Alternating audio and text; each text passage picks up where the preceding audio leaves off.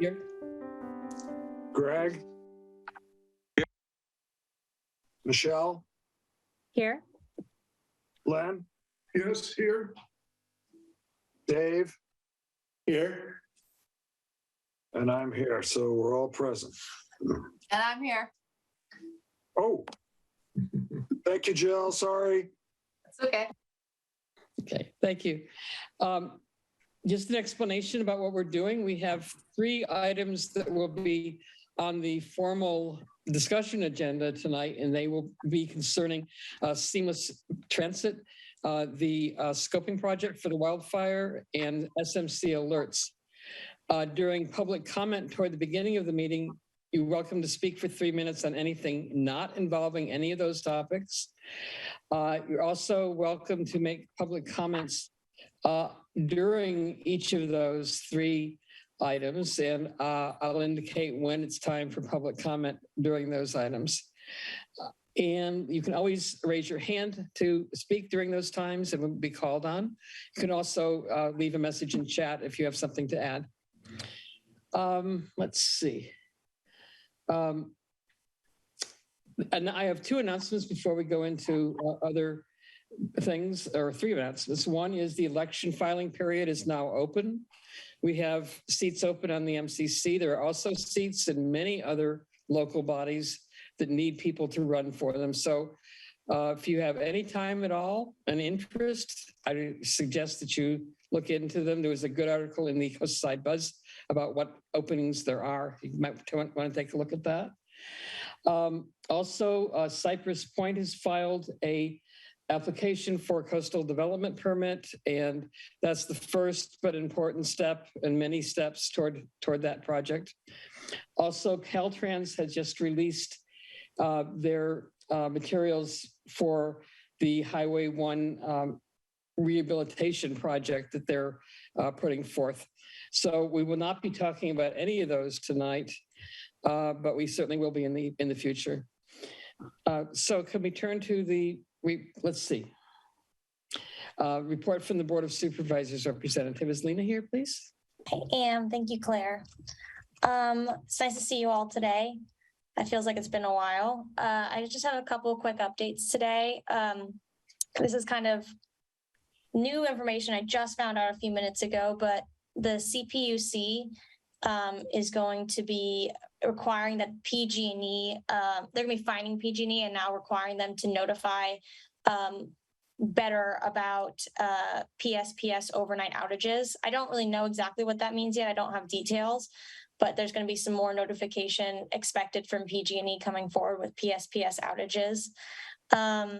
At the board meeting yesterday, we had a district discretionary funding item for $50,000 for Abundant Grace over on the coast side.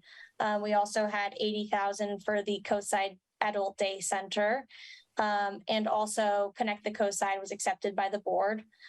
And then I did want to highlight that on the contaminated beach report, there's some beaches that haven't been on there for a while. Fitzgerald Marine Reserve is on there. So I'll put the beaches that are on the report as being contaminated, unsafe in the chat.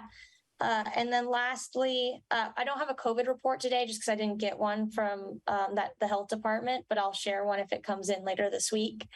And then lastly, I'll be speaking with some people from Caltrans at a quarterly meeting coming up later this month. So I would prefer maybe not doing it in this form unless people want to, just for the sake of time, but I'm going to put my email in the chat. And if there are specific Caltrans related concerns, please feel free to email me and also put my phone number if you want to call me. But that's all my updates for today. And I would love to take questions. Any questions for Lena? Sid? Hi, Lena. I did send you the thing for the Sunday barbecue, but I don't think you ever got it because I didn't hear back. Yeah, I don't think I got that. I'll put my email back in the chat. Why don't you? That's all right. It's too late. It was last Sunday. Oh, you were going to get a proclamation or something from Don Horsley for Chief Cosgrave's going away, but he's not really leaving. He's just moving. Yeah. Anyway, it was really fun at the Long Branch Wild Western theme, except there was one Chippendale there. Anyway, I just wanted to ask you a quick question, and that was, I heard what you said about the district discretionary funds going to the coast side. They actually went to Half Moon Bay organizations. Is there any chance the Midcoast can get some of those discretionary funds? We Sure. don't ever seem to. Yeah, I mean, so we can go over what the district discretionary funds are. An example of when they were used was the 75,000 for the El Granada scoping project. But definitely, if you have specific projects and ideas that you have for the Midcoast, please let me know. Well, we still don't have a community center, and we sure could use a senior center, et cetera, those kind of things. We've been, taxing everybody for those kind of things for years, but we're not getting any services from the county about it. And there's nobody who's advocates on our behalf because we don't have a city council. So that's why I'm asking if you can look into it. I know you've got that bored look on your face like the squeaky wheel is cranking up again.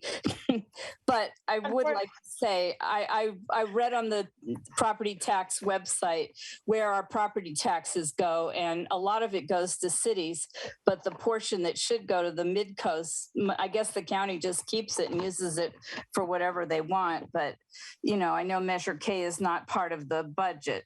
Okay, I think you've made your point. So we'll move, if you don't mind, to Dan. You have a question for Lena? Yes, Lena. Thank you for your report. I just wanted to, do you have, what does PSPS stand for? Oh, something shut off. Let me look it up. Does anyone know? Public safety power saving or something like that. Thank you. Public safety power shutoff. Thank you. Public safety power shutoff. And I guess the purpose is for the fire season, the winds. Is that? Yeah. So there's a couple different ways they engage. It is if there's concern of a fire. There's also, I think they also can be triggered by something landing on the line, and they can take a really long time because if the PSPS gets triggered for something they think is on the line, they have to manually go either by like drone or on four-wheelers to check and see if the line is secure, or it could just be a big wind event, like you said. So it's pretty disruptive. Yeah, and I understand that PG&E has installed a bunch of different circuit separators or something. So moving forward, we should not have the drastic. They can segment different neighborhoods a little bit better now with these many breakers. Right. Can you? I just heard that. A secondhand. Can you elaborate any on that? I did hear that too at an outreach meeting they had. I don't know what the progress is, but I'd be really interested. And we have a new staffer in Supervisor Horsley's office who's working on PG&E stuff. So I'll let her know that that's something we want to find out and report back. Okay, great. Thank you. Thank you. You have a question for Lena? Yes, last meeting you spoke about 350,000 being allocated to address after the scoping plan. Not too much more specific than that. Anything more you can say about that? Yeah, so that the 350 is not specifically only for El Granada for after the scoping project. That will be in part, and I think is Kellex going to be here today to talk about that, or is that an upcoming meeting? Yes, she will be. It's on the agenda. Yeah, so she'll probably know more than I actually do about what the RCDs plan to use those funds for, but the expectation is part of those funds will be used for chipping and part of those funds will be used for project development and project development with the expectation that we want to do something in El Granada. But is it all associated with wildfire related elements? Yes, it's from the wildfire resiliency funding. So it's all wildfire resiliency focused. So coming out of the removal of the eucalyptus in El Granada on some of the medians, there are two areas that are completely stripped. and two different groups, citizens that have interest in working on refurbishing of these two different areas, one in each area. But I'm wondering, is it worthwhile to bring that forward to Dan? He's expressed interest in the past, but things are moving along. So is that something I should forward to you? Sure, why not? I mean, yeah, I'm not sure I can't answer definitively, but I would like to look at it. Okay. Thank you. Michelle, you have a question for Lena. Yes, sorry. Yeah, well, quick comment on an unrelated subject and then a question. So just in response to the PG&E information, I did get an email today that there is going to be a community wildfire safety program webinar on August 10th from 5:30 to 7, which is just before our next meeting. So I can share that information in the chat, and then we can maybe post it to the MCC website. Maybe we can get some of our questions answered on that. That would be great. And I will add, that one is going to be, I think, slightly more Santa Cruz focused, but we're hoping to also coordinate another one that's a little bit more. So both would be good, but we're hoping. I wasn't sure if that was the Santa Cruz focused one because I did see your note about that, Lena, but then I received it today from PG&E directly. So good to know. My question for Lena is about the airport, the lead letter that we wrote to you. And sorry for all the background noise. And the question is about the expenditure for the unleaded fuel tank that I know the airport manager Gretchen Kelly had asked for. Is that, do you have an idea of when that expenditure is going to go in front of the Board of Supervisors? I don't, but I should. And so I'll find that out and I'll let you know. Because I don't, but that's something I should be following. Okay, thank you. Thanks. Thank you, Lena. We'll move to Harvey Burbuck from Heffern Bay. Hi. There's a lot been going on in the city. I'll try to be brief about some updates. Our city manager, Bob Nisbet, is leaving. He's going to be here less than a month he's going to leave on August 19th. It's a real loss. He's been here 4 years. So we're going to need to get another good city manager to continue the tradition that he started.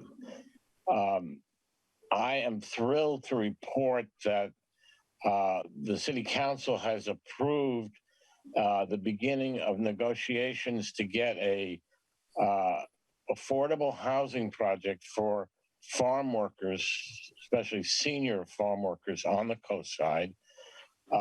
This would be built on city property on Kelly Avenue. The tentative plans call for a 4-story project that would have 40 affordable units and be run by and built by Mercy Housing and ALAS.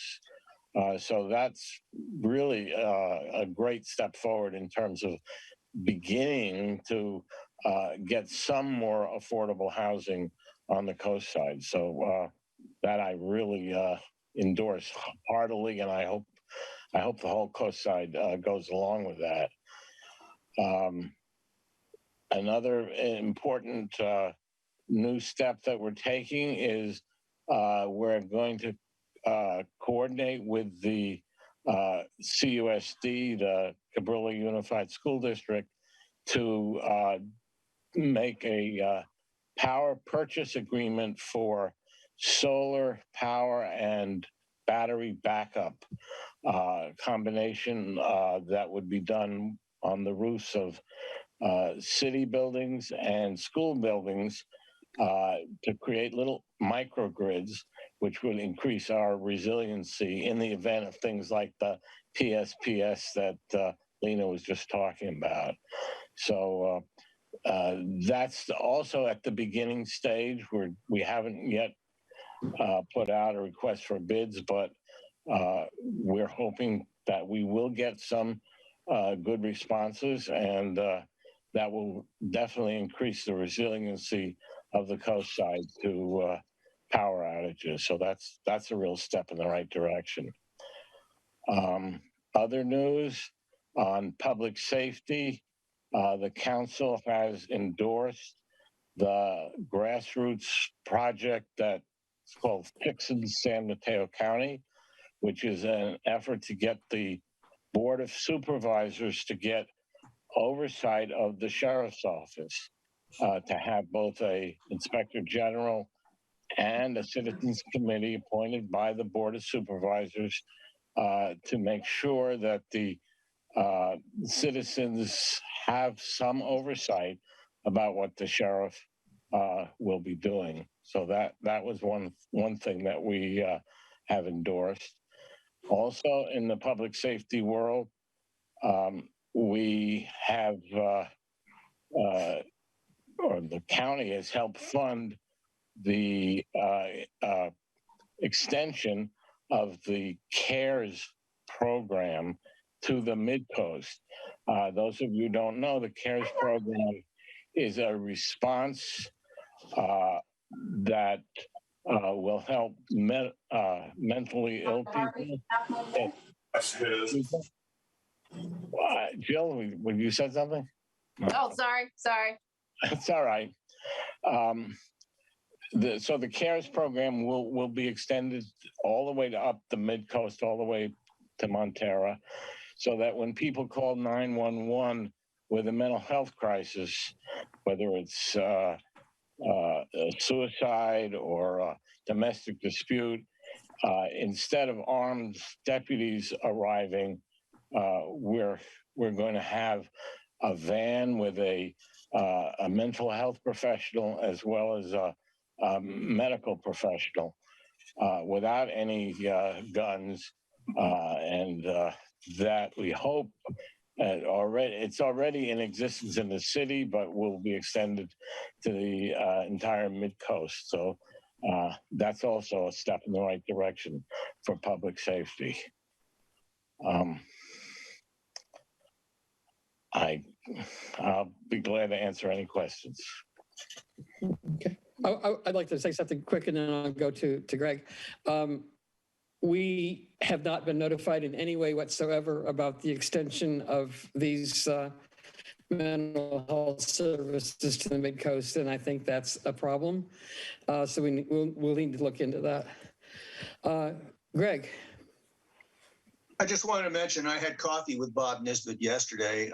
Very frank and useful discussion. And he's going to come say goodbye at the first MCC meeting in August. That's all I wanted to add. Okay, thank you. Len, you have a question for Harvey. In regard to the oversight committee you discussed, Harvey, since the county sheriff handles the Midcoast as well, will the Midcoast be represented in this committee, and how would that happen? Well, the proposal is to get an ordinance passed by the county, and the draft ordinance that has been put forward would have each of the supervisors who represent the 5 different districts in the county appoint 2 members, and then the 10 appointed members would appoint the 11th member. So in that sense, if a supervisor represents the Midcoast, then he or she would be able to appoint 2 members to the oversight committee. Well, I guess the question is, you said each supervisor with their own district nominates 2 that address the whole district, right? Correct. That's the proposal. This is all tentative. I understand, but so when you described it, I thought it was a Half Moon Bay effort only, but it's really a part of a county effort. No. The part that Half Moon Bay played was that we were the first government agency to endorse the proposal. But right. No, it's a county-wide proposal. So I appreciate that. So I guess the question is, I assume then, since Pacifica, Half Moon Bay, the Midcoast here, the South Coast, all are represented in that effort, although Pacifica has its own department. So it would really be the Midcoast, Half Moon Bay, and areas to the south would be covered presumably by Don, or the supervisor's nomination. Correct. I just want to make sure that it's not looking to cities only to have a voice. No, absolutely not. And even Pacifica, which has its own police department, still is involved with the sheriff because the sheriff runs the jails in the city, in the county. So that's one aspect that is important for oversight. Okay, thank you, Harvey. Sure. Did you have a question for Harvey? Yeah, a couple, actually. Harvey, what's the lot size of that 4-unit building that's going to go up at 555 Kelly? Do you know the lot size of that? I don't know offhand. The house that currently is at 555 Kelly is going to be removed, and we're going to increase the lot size by taking over some of the parking spaces that currently are next to that lot. But it's small, and that's why if you want to get 40 units in, you have to build up. So this will be the tallest building in Half Moon Bay when it's built. So it's for seniors. I'm assuming they're going to eliminate all the parking, right? You said they're taking away some of the parking lot from the Ted Adcock Center. There will be some of the parking spaces for the Ted Adcock Center will be taken away, but there will be in this initial proposal 15 parking spots for the residents. But this is all at the conceptual stage. Sure. No, but I mean, I've listened in on the city council meetings and heard the people begging and pleading for more affordable housing through the translators. So it's very heart-wrenching. You didn't bring up something that I missed both of the meetings on, and one was the Frenchman's Creek roundabout, and the other was the Hyatt hotel planning thing. Last night I missed it. Do you have any updates on either of those? Unfortunately, I don't. I recorded the planning commission meeting, and I'm gonna see what the planning commission. I'll have to do that. Yeah. What about the roundabout? Were you at that meeting? Which meeting? Frenchman's Creek roundabout. Didn't you discuss it at the last city council meeting? I did, but there's not been a meeting about that. There's talk about trying to get a grant to improve that intersection in Frenchman's Creek, but it's still at the talk stage. Yeah. Okay, that's all I wanted to ask. Thanks. Sure.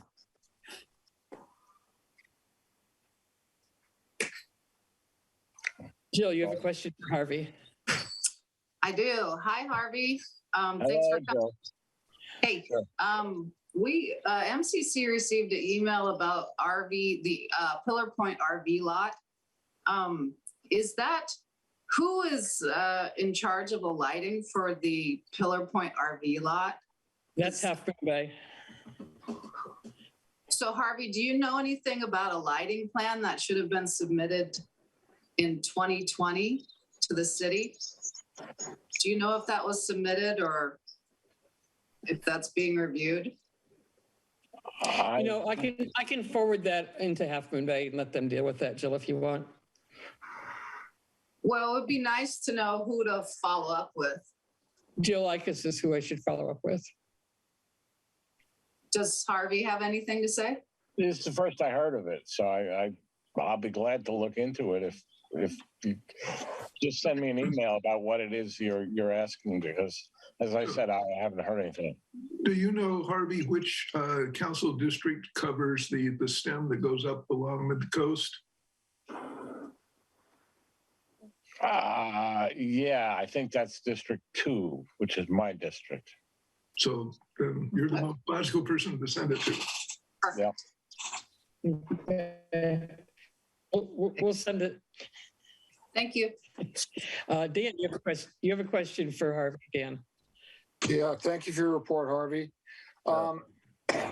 Yeah, I'm looking at the Google Maps of this property. So it's the small cottage that is directly, I guess, east of the parking lot for the Adcock Center. South of Hey, the good head boy, office. pretty boy. Hey, my little It's baby. on Kelly, right next to the. Yeah, okay. So, Here, my are you? did Yeah. you really say a 4-story building? 4 stories? 1, 2, Yep. 3, 4. That is the conceptual design that was submitted by Mercy Housing and Alas is for a 4-story building. Yes. I understand the importance, for housing, but there's an equal importance, to kind of have whatever's built there to kind of fit in with the neighborhood. And this would be, really a sore thumb and not. I'm hoping that at the right time that we can, talk about this and make sure that it's blending in with the neighborhood. It's going to overtower the church, sounds like, and Cunha Junior High School and the Boys and Girls Club. Anyway, I like the idea in general, but I think it sounds like it's going to be too big of a project. So I guess there'll be other opportunities to voice concerns in this regard. Absolutely. This is just the beginning of a long process. Yeah, but if you look at the the community center that the Boys and Girls Club and the school district jointly run across the street, that's pretty monstrous too. I'm not. Yeah, I'm just saying there's a nice drawing in the package, which you could see in the staff report from the last city council meeting, which kind of gives a realistic picture of what the structure would look like. And well, I'm not going to editorialize anymore, but I think if you look at it, you'll see that it is not the eyesore that you just talked about. Okay, I'll look at that. Thank you. Sure. Maureen, you have a question for Harvey.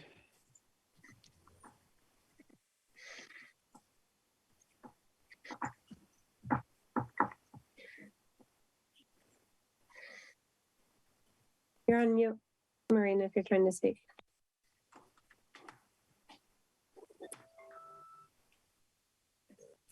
Maureen, we'll come back to you in a minute. We'll go to Greg, see if he has a question for Harvey. Well, it's not a question, and I hope I'm not going to cause trouble by saying this, Harvey, but Bob Nisbet told me that Jackie Spear had awarded you guys $2 million in a grant to study that roundabout at Frenchman's Creek. And of course, per the Connect Coast side, it's going to take $5 to $7.5 million to build it, but that's enough to get the project started. I also mentioned the IDEF center turn lanes and some other stuff, which could be done for the $2 million. Just it's good news. I mean, there's money coming to get it started. Yeah, that's what Jackie has done. You're right. Okay. Maureen, are you ready? Yes, did you want a public comment on? No, not yet. We're just asking questions of Harvey for the Half Moon Bay report. Okay. Public comment will be next. Okay, thank you. Sure. Kimberly, did you have a question for Harvey? Yes, thanks, Claire. I do have a question for Harvey regarding that same 4-story development. I definitely support affordable housing, especially if all of the units are going to be affordable units.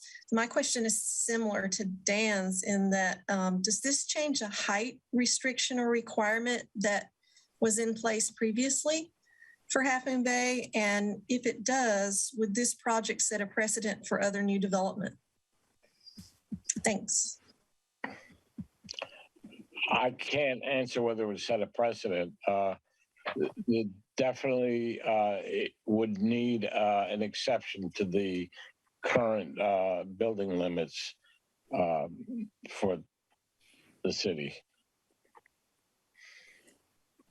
Thanks, Harvey. Sure. Is there anybody from any other government bodies here? I did skip public comment. I will go back to it. I'm sorry. Anybody else with a government report?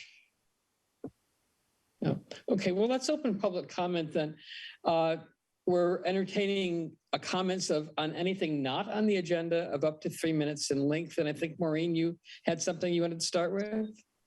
Yes, I wanted to just touch on the topic of fixing San Mateo, this oversight board that they are discussing for the sheriffs. I have been staying on top of this issue, and the devil is in the detail. Keep in mind, Fixin is not a local group. It's not a grassroots group. It's highly organized, highly funded, and backed by the ACLU. They've been in 220 cities in the country, and they have been in 25 cities in California. You have to look at who they want to serve on this board, and that is mainly formerly incarcerated people, former drug addicts, former alcoholics, former juvenile delinquents. It would just bog down the sheriffs with more bureaucracy and counting of skin color of people, that they are arresting. The important thing that this group wants is they want subpoena power for both the board and for the inspector general. And that would just jam up the courts. And just think of the cost of the investigators, the sheriff's times. So I'm really making you aware that you have to look so closely on what this board is all about before we invite them into the county of San Mateo.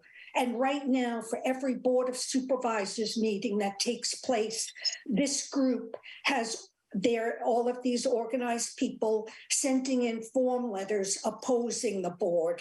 So I'm just saying this is another stab at an attack on the sheriffs. The sheriffs need to be out on the streets and solving crimes and not filling out reports for the county. So you'll be hearing a lot more on this, and thank you for your time. Okay, thank you, Maureen. It sounds like there may be other things to say about that, but we don't discuss public comment during meetings, so we can't respond. So anybody else have public comment this evening? Okay. We'll move on to the consent agenda. Claire, somebody has his hand up. Oh, I'm sorry. Oh, please go ahead. Claire, Mark Wilbanks. I'm a longtime Coastside resident, but I've been out of town for a few years. Wanted to introduce myself. I submitted a safety issue to discuss about El Granada that may spill over into other Coastside towns. Hope that makes the agenda next time, and just wanted to introduce myself. Okay, do you want to say anything further, or you want to just basically let us know that you're here and you've got this concern? Yes, ma'am, and hopefully it'll make the agenda for the next meeting. Okay, well, thank you. Sid, you had a public comment to make? Yeah, two. One of them was I thought the fire board meeting would be at 6 tonight, but they had a special meeting instead at 4. So all I was able to do is look at the agenda, but they had a proposal for, I think, 3 or 4 options for the fire station in West Beach, because that's the last one on the coast they haven't revamped. And also they put in the weed abatement tax list of all, in case anybody has vacant parcels or weedy lots, you're going to be seeing that on your tax bill. The last thing I wanted to say was there was a woman who was, I think she had a court hearing this week or last week, first killing a cyclist down near San Gregorio on Highway 1. And also she had a head-on collision, but the man on the cycle died. I don't know who to address this to specifically, but anybody who drives around here, except within Half Moon Bay city limits, there really aren't any safe, I'm trying to think of the word, I'm sorry. the apron of the road, the pavement is sometimes less than a foot wide for cyclists along Highway 1. So I'm sure the woman should not have been driving drunk, but on the other hand, it's really difficult for cyclists. I drive over Devil's Slide a lot, and I see both pedestrians and cyclists going, along the edge of the road, and it's very unsafe. So I just want to bring that up. If you ever have Caltrans up on another meeting for us, I think that's a really big concern. It's not my concern. I don't ride a bike. I certainly don't walk along the side of Highway 1, but I do drive, and I do see a lot of people risking their lives basically because there's too many inattentive drivers and out of the area drivers, and in this case, a drunk driver. So I just wanted to bring that up. Thank you. Okay, thank you. We can move on now to the consent agenda. And there's two things on the consent agenda. One is the minutes from July 13th, our last meeting, and the other is recognition of National Brain Tumor Research Month. I have a slight correction to the minutes. Sandy Winter's name is spelled with an I rather than a Y. Other than that, I entertain a motion to approve. Yeah, I just also wanted to add that my name was spelled wrong in 2 different places in the minutes again, so I would like that corrected. Got it. Okay. Otherwise, I move we approve the minutes as amended. The whole consent agenda, right? The whole consent agenda as amended. Is there a second? Second. Okay, Dan, could you call the roll, please?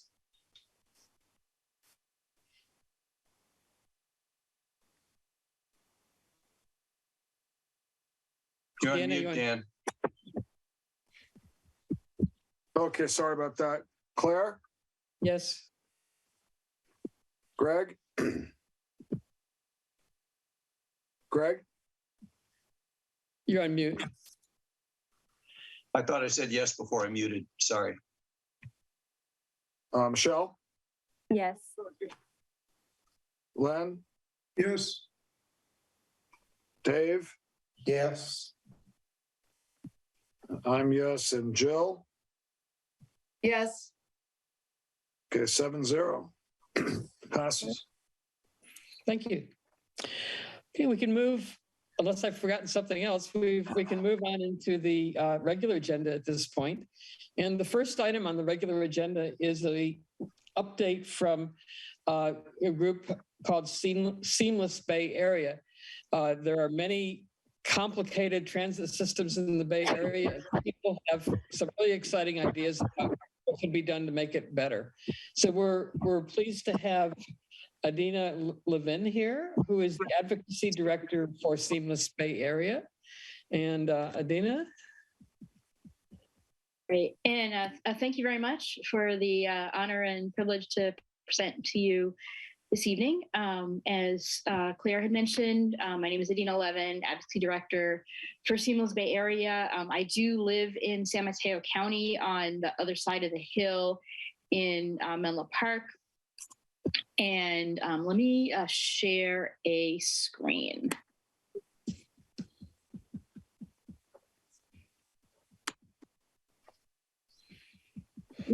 And bring up.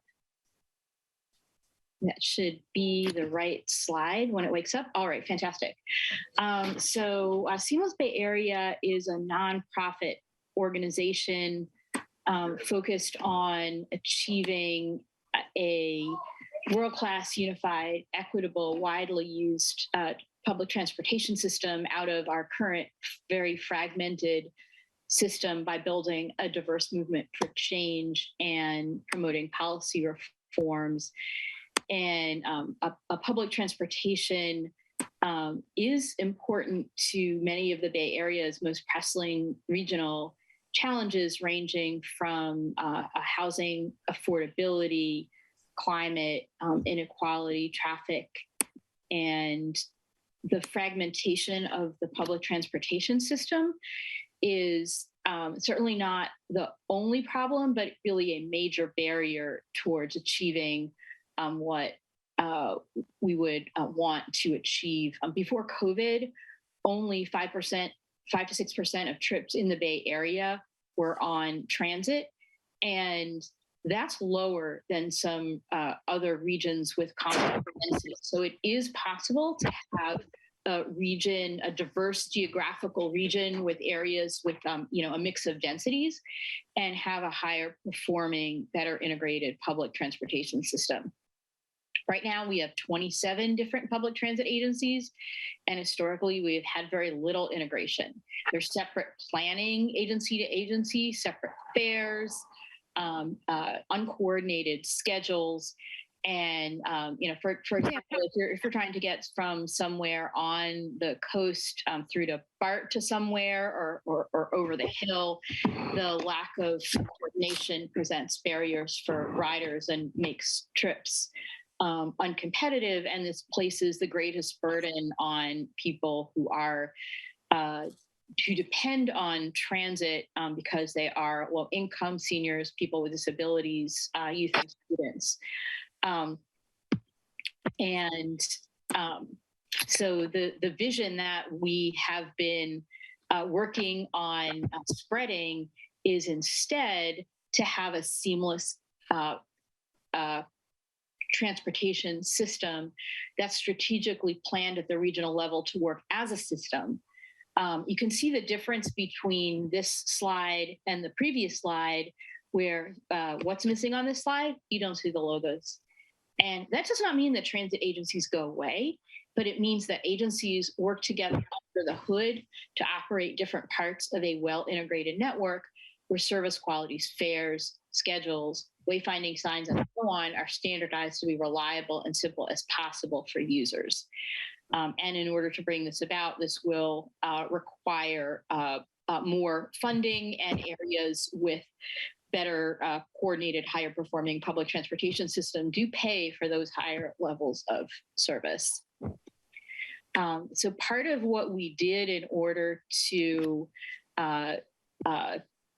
get reforms and changes moving is we did research with some expert partners looking at regions around the world that have well-coordinated public transportation systems. And what we found is, yes, it is possible. There are many regions around the world that have achieved a greater level of coordination, starting from a lower level of coordination. And so it is possible to do. And there is something that is in common with regions around the world that achieve that level of coordination.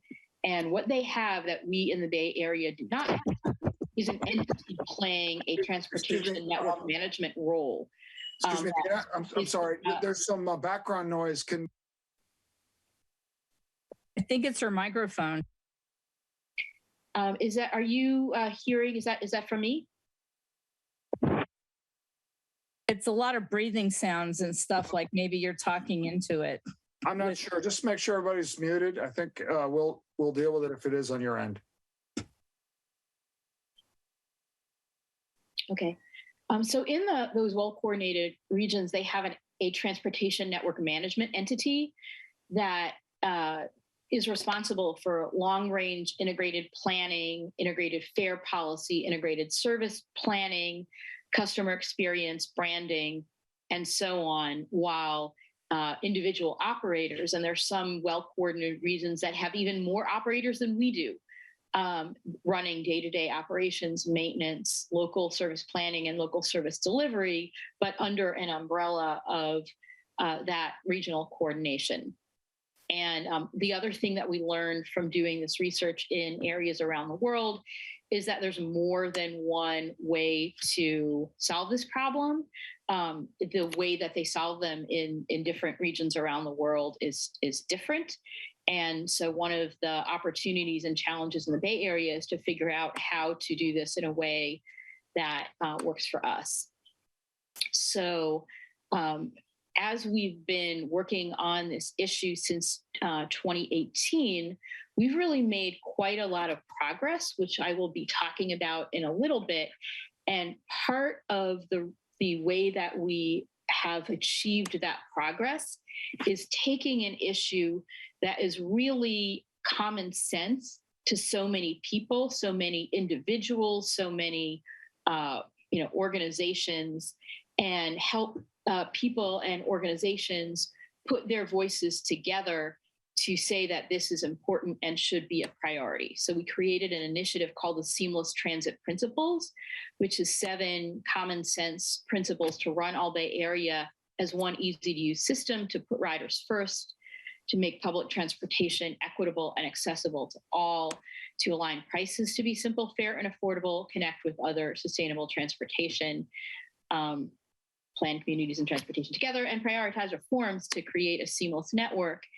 And with that, so far, we have going on 100, we have 97 different groups and organizations in support of the Seamless Transit Principles around the region, including on the San Mateo County coast side, the cities of Pacifica and Half Moon Bay, over on the Bay side, San Mateo, Redwood City, Menlo Park, Burlingame, Millbrae, and others around the region, San Jose, Mountain View, Berkeley, El Cerrito, Fremont, many cities and jurisdictions, as well as so far 3 public transportation agencies and numerous nonprofit organizations from many, many different sectors, ranging from groups with seniors and disabilities to climate groups, business groups, housing-oriented groups, transit and active transportation,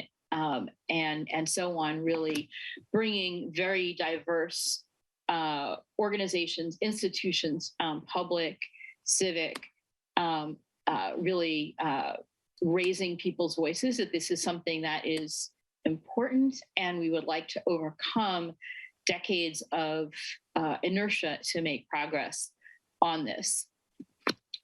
Part of what we do, and this is coming from our study of regions around the US and around the world, is that it is often the case that state legislation is helpful in bringing about reforms. And because there's more than one way to solve the problem, what we did back in 2020 was start to work with Assembly Member Chu on a bill that would be a task force to bring together many different stakeholders to talk about how can we solve this problem specifically for the Bay Area.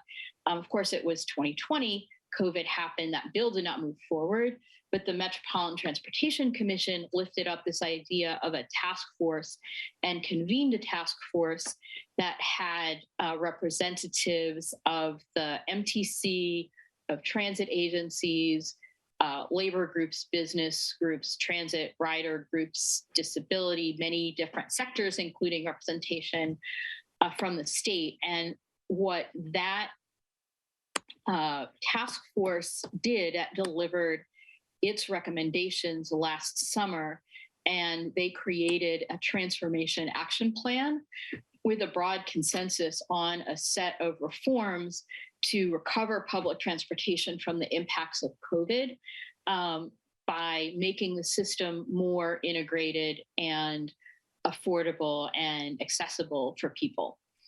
So there were 27 different action items in this transformation action plan, including moving forward on integrated and affordable fares, integrated branding and wayfinding, integrated service planning, accessibility for people with disabilities.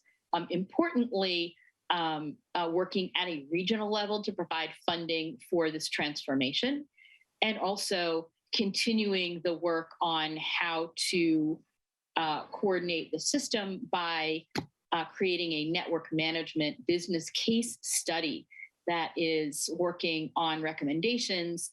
That schedule has just changed, so they're expecting to have their recommendations by February of 2023. So now I'm going to drill down on one of the first and fastest moving item of this transformation action plan, and that was fare integration. There had been a study that started back in 2019 before the pandemic on regional fare coordination and integration. And anybody who's taking public transportation to and from the coast side and wants to get to BART or to Caltrain knows that whenever you take more than one agency, you pay multiple times.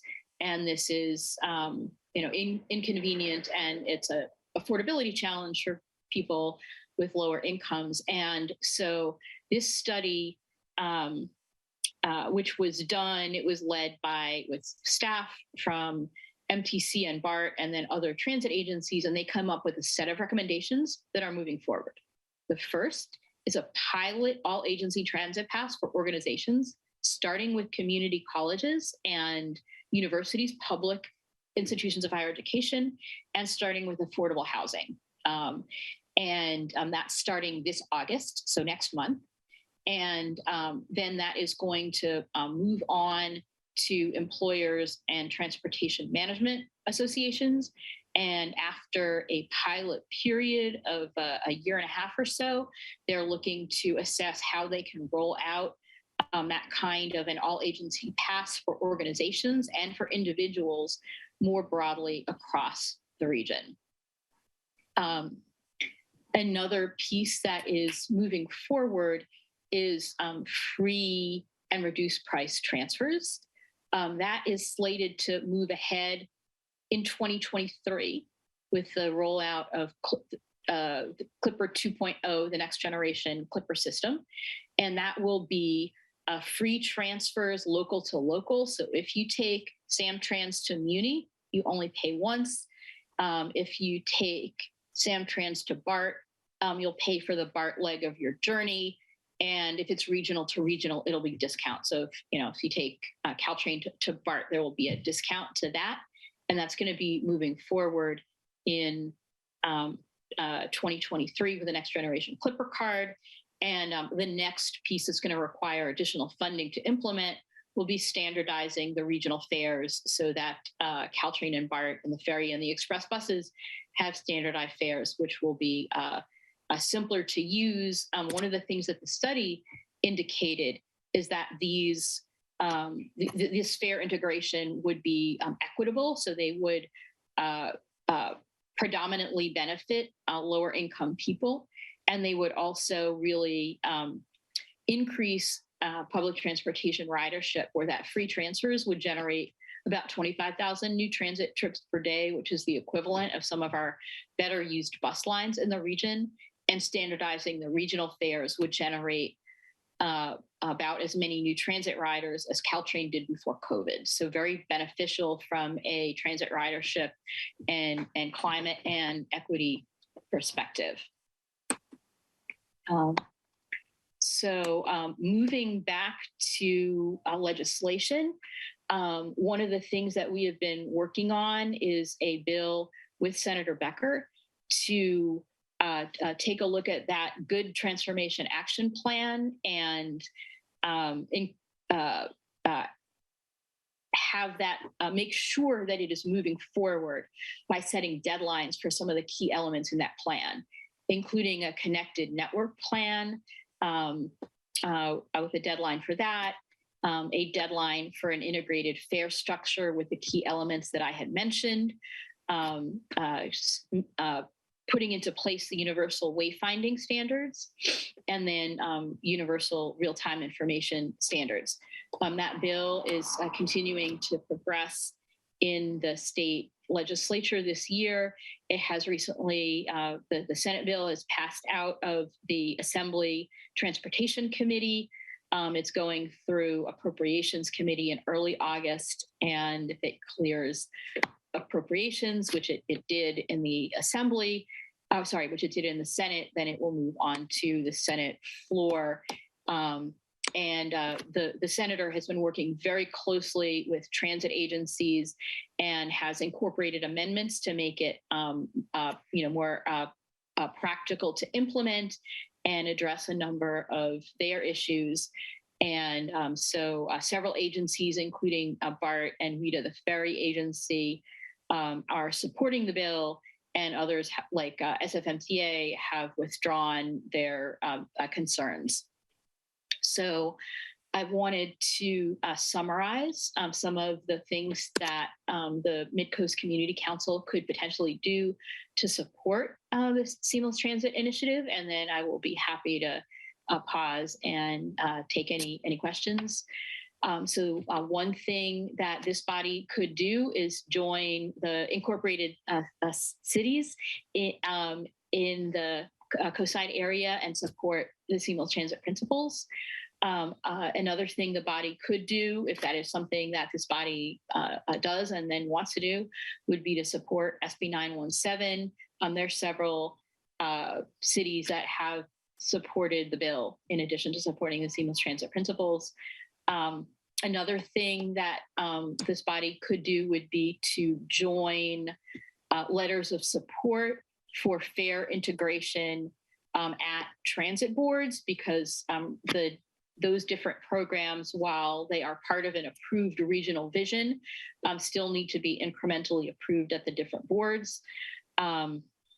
And lastly, but not at all least, this fall, we expect the Connected Network Plan to kick off, setting service standards for a connected network, which is particularly beneficial for some place that, where transit trips may really be more difficult because of uncoordinated transfers and low levels of service. And organizations that support the Seamless Transit principles, we do connect the various different bodies ranging from cities and jurisdictional bodies to nonprofit organizations. We will keep you posted on what is happening with the various different regional initiatives, with opportunities to weigh in and join your voices with others around the region.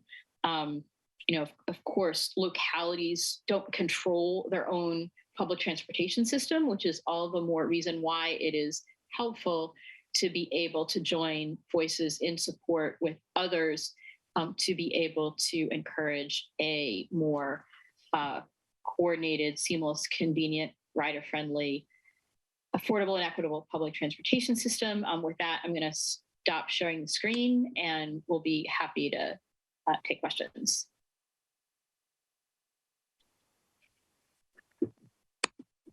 Okay.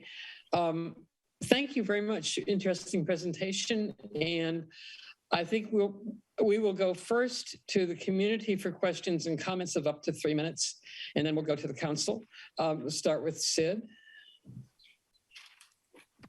I was wondering, can you share your screen again and go to this one that was marked page 5? It might have been slide 5, but it had a 5 in the lower corner.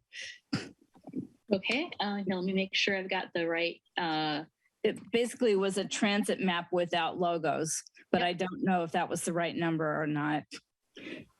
Okay, sure, I can do that. And because what I wanted to ask you, I guess, since this is on Zoom, you didn't drive over here or anything, right?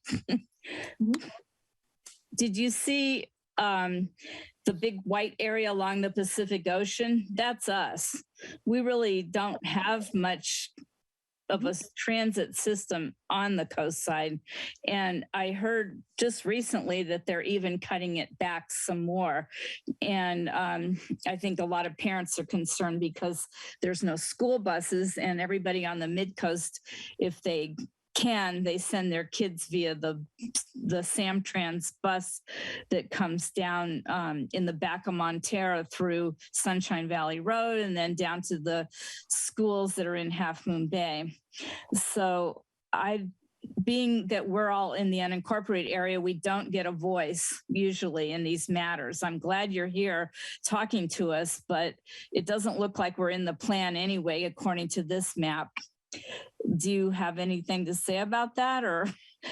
Yeah, so the goal of this map was not to, so certainly it was not to show every transit route in the region. It was more to convey a vision of a connected network. And you are so right. Here, let me show you what I was doing as I was in the earlier part of the call, at the risk of okay, let me get out of here. And I was looking at with a map and how I would come to Moss Beach by transit, and that looks like that would take 2 hours and 48 minutes on 4 different agencies. And what the connected network plan, the goal of that is to be able to say what level of service should there be all around the region for different types of transit, and then to be able to use that to guide funding to deliver that, and also to make sure that if part of the problem in getting from here to there, part of it is having the transit to be there to begin with, and then if it's an area that is fairly rural and not very dense, and is not going to be, it's not downtown San Francisco, it's not going to get service every 3 minutes, but to make sure that if you're trying to get from point A to point B, you can make the connections and not to wait for an hour. So yeah, well, I guess my point is that according to your map, we're still going to be a car-dependent community for a long time. We do have Samtrans, but they're cutting back the routes because they say they have low ridership. At least that's what I read recently. So I just wondered if your plan is ever going to be able to help that, because it would be great for the environment if we could get more people out of their cars. Yeah, notice on your map there wasn't any plan for us. Yeah, that graphic was not intended to be a prescriptive, here's where there should be transit and here's where there should be not. That was like much more of a conceptual to say, what does it look like to have more logos? And you are so right that picture did focus on the Inner Bay. So it focused on the Inner Bay for visualization purposes, but not for making a normative statement that there shouldn't be service on the coast side. Well, I'm sure there's a big population over there, but what we get is a lot of visitors. It would be great if they could get here by bus, because we have enough cars on the road as it is. But thank you so much for including the Midcoast Community Council, because, often people only go to the cities where they can connect with a administrator that has clout. So it's nice that you're thinking of us. Yeah, and personally, I've gone to the ocean for a weekend trip, and I've taken the bus because driving over the hill is miserable, and it should be easier for more people to do that. Well, thank you so much. Thank you. Just as an aside, we have had Samtrans here at our meetings explaining and asking for feedback on their new bus schedules. It's important to keep in touch with what we're doing, because people do come and ask us and they don't hear anything. So we end up with what we get. Maureen. Yes, I'm making that noise go away. Hang on. All right. Okay. Yes, Adina, I just respectfully ask, the organization Seamless, to me, is this just another bureaucracy, another council, another organization, all these, like everyone's in on the deal? I'm just wondering even how many people are on your staff now, who funds it? Over here, I know for the past 3 years that Coastside Connect at the county has been working on this. So I just wonder, wouldn't that be the organization to make your presentation to? And you had some good ideas here, but I'm just wondering that maybe that is where the contact should be made. And then one of your slides, I'm somewhat seeing dollars like $26 million to $70 million. And, I don't see cost or anything. I just tend to think maybe to direct the efforts to Coastside Connect that we know has been organized, working on this and getting public feedback, as I said, for at least 3 years. Yes. Thank you. And so we are a nonprofit organization. We don't run any public transportation, and that is not at all what we do. We're not a bureaucracy. We do education and advocacy to help people and groups around the region support a more coordinated system.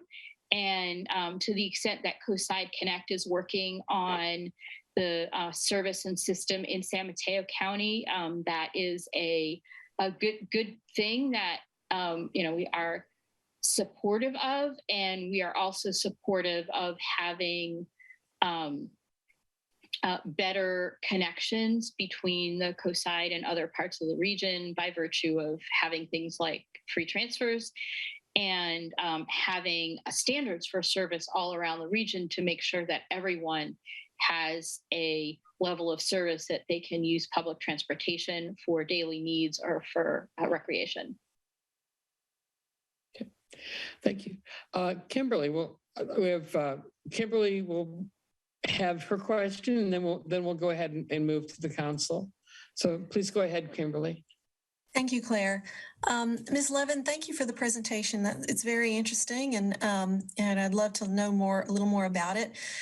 As someone who pre-pandemic actually did attempt to commute into San Francisco by bus and train, it's been extremely hard, and it sounds like your group facilitates collaboration between the agencies. Is that correct? Very much so. So I think that in that case, this would be something that would be useful to people who maybe at some point, if we, ever are not faced with pandemic reality, when people do start to commute more back into the city, helping us to fix that route from the coast side to the BART station is primary in my mind. And I've taken that as a commuter. It suffers from multiple transfers and lots of time lag. And then the other thing I would say is that for those who do have to work in the city, there are still people who live on the coast side who drive in or drive down to BART. This would benefit all of those young people who are working in San Francisco or on the Bay side, because sometimes what you do is you drive, which I did, to a BART station, and then you take other forms of transit to get to your office. So on the face of it, from what I've heard tonight, this sounds like a good idea. As a resident who has commuted and who may commute in the future, I do support this kind of thing. And so I would definitely be open to hearing more about it, seeing where it goes. Thank you. Excellent. Thank you. Okay. We'll move to the council. Dave? I just wanted to comment on a couple of things. In addition to SAMPAM's coming to the council and presenting to us in the community about these route changes and actually collaborating with the other transit agencies. There have been a series of meetings for, I think, going on 4 years now with SamTrans, the representatives from all the cities, a number of other organizations, nonprofits, community councils such as us and PMAC. So the coast side is represented in these changes.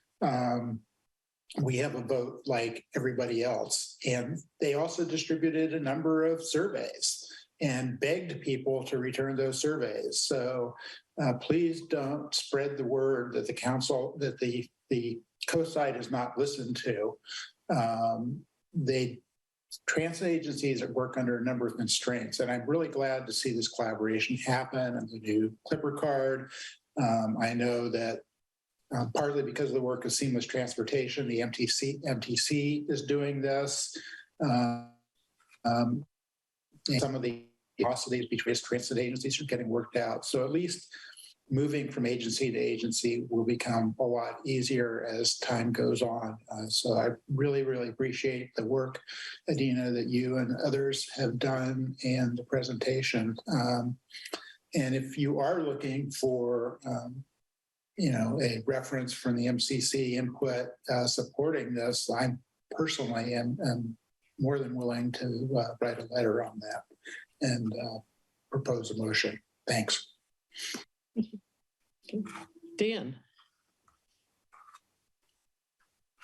Yes, thank you, Adina. I want to echo what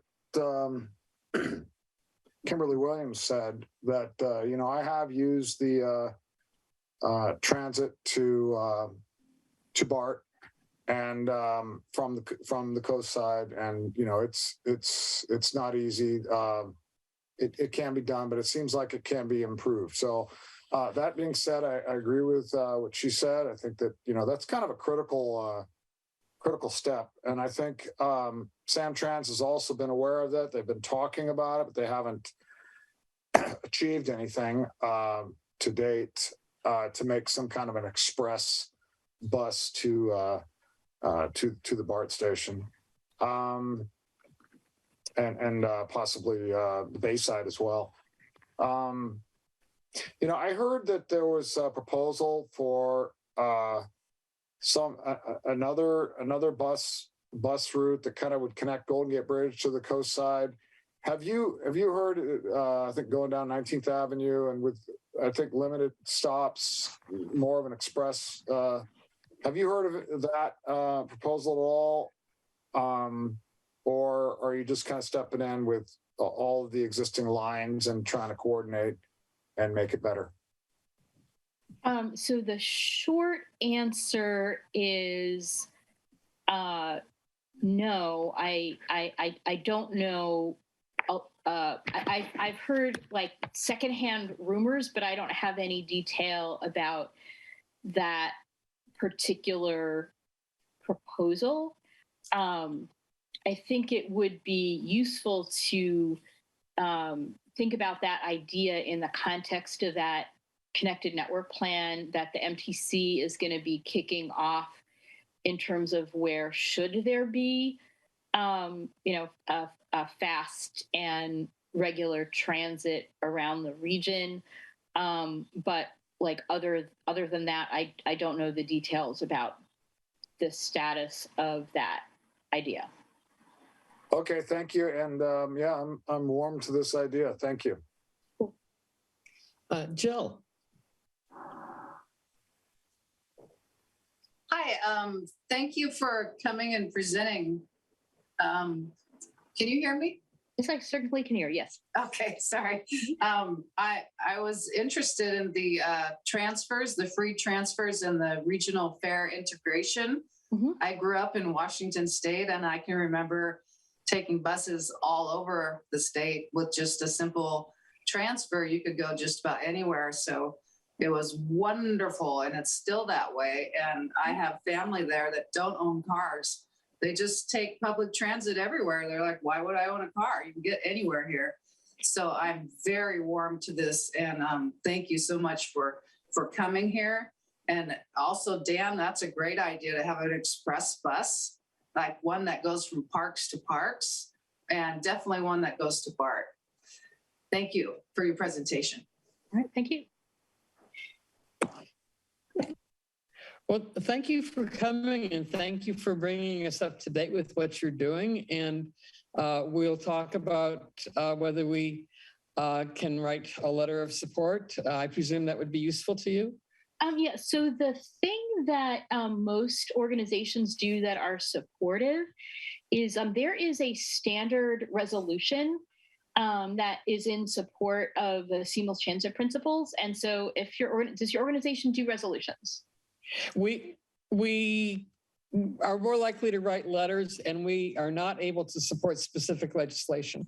Okay, so so put the legislation to the side. If the organization is interested in supporting the seamless transit principles, whether that be a letter, resolution, however it is that works for your organization, that would be very welcome.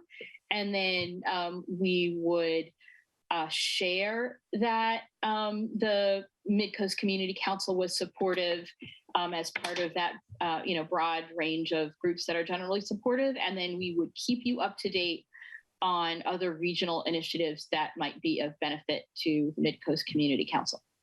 Okay, sounds good. Jill, you wanted to add something, or is your hand still up? No? Okay.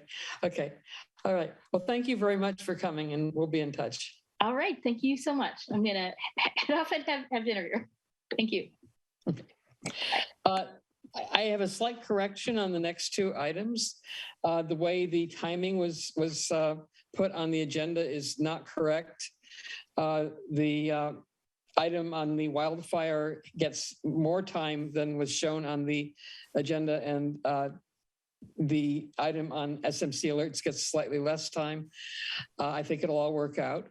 So I'm going to turn it over to Greg Diegues to run the second item, which is on follow-up to the El Granada scoping project. So Greg, it's all yours. Thanks. I hope everybody can see the screen.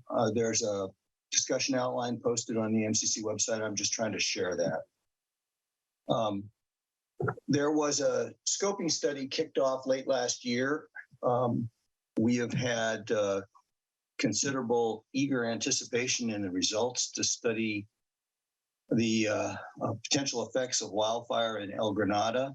And what I wanted to do today is not repeat the presentations which we've already been offered and provided by the RCD, and not to try and go through the 140-page study, but merely to give the community and the council a chance to ask questions and discuss with Kellex, if she shows up today,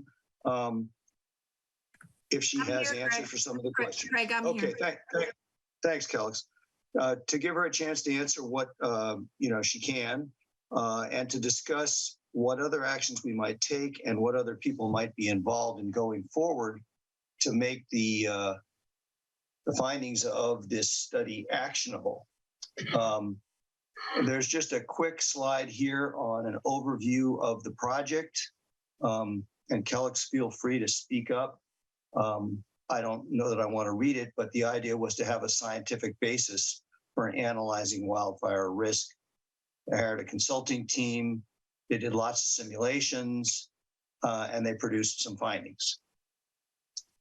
Those findings, the three key ones, I've tried to summarize on one slide here. They found that the most significant wildfire risk originates within the Deer Creek drainage area, identified on this slide as treatment zone number 1. And by the way, I'm sorry, I'm calling them treatment zones. I know the study called them projects. And then the interesting thing is that the wildfire hazard within the center of Quarry Park was much lower. In fact, a large part of Quarry Park was not even in a treatment zone. I think that reflects the fact that there's been a lot of treatment done in Quarry Park, and the consultants adjusted the hazard component of that vegetation downward because of that treatment. And then they also found that projects 1, 2, and 3 had significantly more effectiveness when treatments were applied. It made more of a difference in zones 1, 2, and 3 than it did in most of the others. This slide here just shows one project, the treatment zone number 1. And the reason I'm showing this is you can see on the detailed portrait of the slide that there are, in fact, multiple different types of treatment being proposed. And this is true of lots of the other areas too. For instance, in this one project, there's some areas which would be treated by grazing, others would be treated by hand thinning, some would get large tree removal or ladder fuel removal, and so on.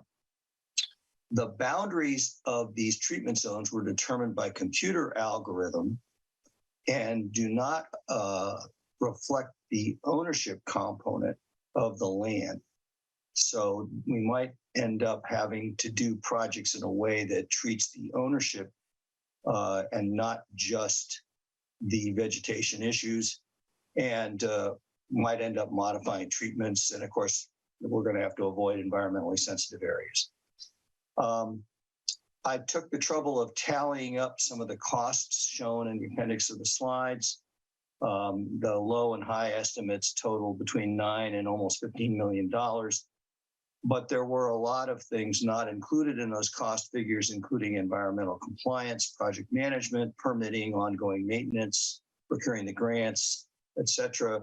And I asked a woman who had been in charge of doing grant procurement for CAL FIRE, and she was hesitant to give a guess, but she said maybe 3 to 4 times the maximum plus grant writing. So that could come out to $60 million for the scope of all these treatments. There are some items that could be covered in further research studies if needed. The first item is that the wind data used, as I understand it, came from the available wind meters, which were not at the top of Quarry Park because there is no wind meter at the top of Quarry Park. So one of the things that came out of the study is the idea that we would install one, and after some time study it again with new wind data. I've already mentioned the treatment plans and projects. And the study did not model fire inside the residential zones. It modeled getting the fire up to the properties. So there are other things that could be considered. So I didn't want to spend a lot of time repeating things that people may have read and already heard, and especially because I'm not expert in doing it. But I did want to entertain the community who have read this making comments, and I did want to entertain the council and their thoughts about what they thought of the study and what they thought makes sense going forward. There's no letter proposed here. There's no immediate actions on the table. And of course, I think we could ask Kellex a couple of major questions. One is, does she think this study gives her what she needs to go forward? Does she need some more? She needs some help from us in getting it, et cetera. So I'm going to suggest, and Kellex, feel free to speak up here, that we listen to the community first and hear what they say, and then go around the council and then have Kellex, if she can, address the things that she's comfortable doing now and discuss later on what follow-up might be appropriate from her point of view. Is that okay, Kellex? Yeah, what I was prepared to do, what I thought we were doing is you'd sent me a list of questions that you'd already received from the community. So I spent a little bit of time today going through those. And I thought that I would be answering that. Do we want to begin with hearing your answers then? Sure. I mean, I can do that, but it's up to you guys what you want.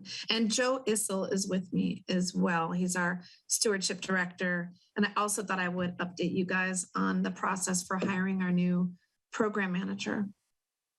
Well, why don't you go ahead, and I will put up on the screen the list of questions that we had sent. Okay.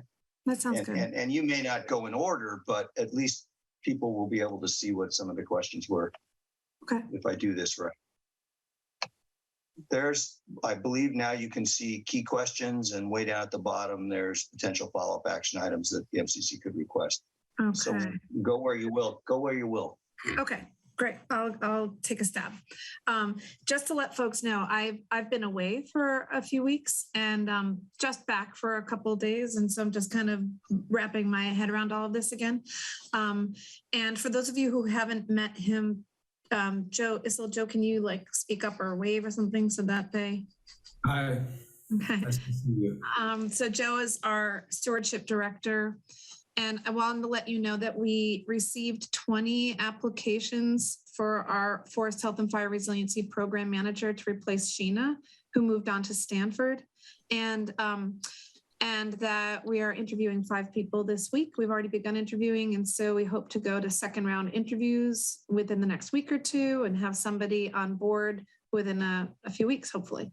So we'll have to bring that person up to speed, et cetera. But wanted to let you guys know about that. So turning to these questions, do we have enough evidence in this study to get the money needed to do this work? That's kind of a yes and a no. I don't think we ever thought that this analysis, that this project was going to be sufficient to get all the funds that are needed, but it's necessary, not sufficient. So our intentions around this would help advance solutions, both in terms of getting resources, knowing what projects to develop to designs, a place of focus for landowners, and also just to make sure that we weren't pursuing investments in things that didn't have a good return in terms of treatment effectiveness. So is this enough to get the money needed to do the work? I guess it depends on the funding source, but in general, no. What the grants will need is typically designs. And so what this does is this helps us focus on where we might design projects. Joe Issel is his name. And RCD is Resource Conservation District. Somebody just sent a chat, I guess just to me. And Joe Issel, his last name is on the screen. You can see that as well if you want to write it down. We've already applied for some funds to be able to advance some of these concepts to project design, to advance some of the priorities in this, and we'll continue to do that. Some funding sources that you can get funding for planning, in which case having these general priorities can help us. I'm getting messages in the chat, just so you know, it's I can't do both things at once, so I'll do that afterwards. So folks who are sending messages to me. Some funding is for planning or for design. Some funding is for implementation, and different funds might be restricted in different ways. Some might require CEQA or permits to be done or for something to be shovel ready. Some are much more permissive. Some might be restricted to certain types of land, and some are not, for example. But I would say that, I'm seeing myself. Can somebody close that? Whoever, Greg, can you close the, thanks. Close, stop sharing? Oh, no, you can share the questions, just not that window that was showing the box, the Brady Bunch boxes. Okay. Okay. Thanks. That's not a simple yes, no, but this project has accomplished, certainly from my perspective, what we needed to be able to advance some solutions and to pursue funding. The second question is, what is the project template to convert a given treatment zone into a funded project? There is no single project template. So basically what we're talking about here is we wanted to develop a set of recommendations and concepts. They're not project designs. And so how the question then, as I read it, is how do you get to the point of project designs? And that's the work ahead of us now. And there might be, we might bin things by treatment type. We can get some goats out. So let's go to all the places that you can hit with goats. Or we might bin by land ownership, like there's a particular opportunity with the landowner because they have a particular fund pool or other resources, et cetera. The project partners, once we have this new person on staff, we're going to convene the project partners and start talking about how to advance some of these recommendations. I hope to be talking with you guys about that as well. We received some funding to start advancing some of these, but we'll have somebody on staff soon to help do that. And then I'll come back and talk to you. But there's no single way, no single template for getting from a concept or, high level recommendations into a funded project. And remember, the projects don't need to be within those treatment zones. Those treatment zones were that you needed to break the area up into segments, into units to be able to run the model, to be able to assess treatment effectiveness and what are sort of recommendations for those areas. That doesn't mean that the projects need to be in those precise areas. That was a sort of an analytical framework. Joe, is there anything you would add to that or change or modify to how I described that? Yeah, Kelly, when we were talking earlier today about these questions, I brought up how I find there's a image in the report that shows overall effectiveness across the project, the treatment area. And so I find it more effective to look at that and see all of the areas that are shaded darkest, which would be the most effective areas to work to prevent wildfire from reaching the community, rather than not these arbitrary boundaries, right? Because it was for good reason why we had to run the model this way. But yeah. Okay. Thanks, Joe. The next question is, does the RCD have what we need to go forward? Yeah, I think we do. For us to be able to advance things, it's not all going to happen tomorrow, but this helped us. We're, with all of the work that we do, we're constantly making decisions about how to seek resources, like what are the priorities for seeking resources? How do we articulate the priorities? And how do we balance competing demands on, our time and for our work? So for us, certainly this helped us identify some priorities for us to reach out to landowners or seek resources and that sort of thing. For others, is this what they need to go forward? What we've heard from project partners so far is that they're satisfied with this and it gives them some direction. We're gonna meet soon and hear more about that. One of the things that the RCD is gonna do is reach out to some of the landowners as well. So for right now, yeah, this gives us what we need to move forward. Do we want the MCC to help with or endorse something? Perhaps a budget allocation to hire a grant writer? Sure. I'm never going to turn down help. I don't know what that is at the moment. I certainly envision that in the future, we will talk to you about if we're, applying for a grant or something like that, see if it's something that MCC wants to engage around or wants to write a letter of support for. If MCC has resources to bring in someone who can help with grant writing, that is often valuable. It still will require RCD staff time because these grants are very technical and require someone who has like a knowledge of the project background, but often it can be very helpful to have someone who does like grant writing coordination, pulling together all the pieces and the appendices and talking to partners and getting letters of support and like that kind of thing, even if it still requires RCD time. Or there might be landowners who could use that support as well, not just the RCD. So I would just say in general, yeah, that would be great. I don't have a particular ask now, but I'd love to keep that question open for future meetings. The next question is, do we need further study or simulation to justify the return on investment on where or how to spend money?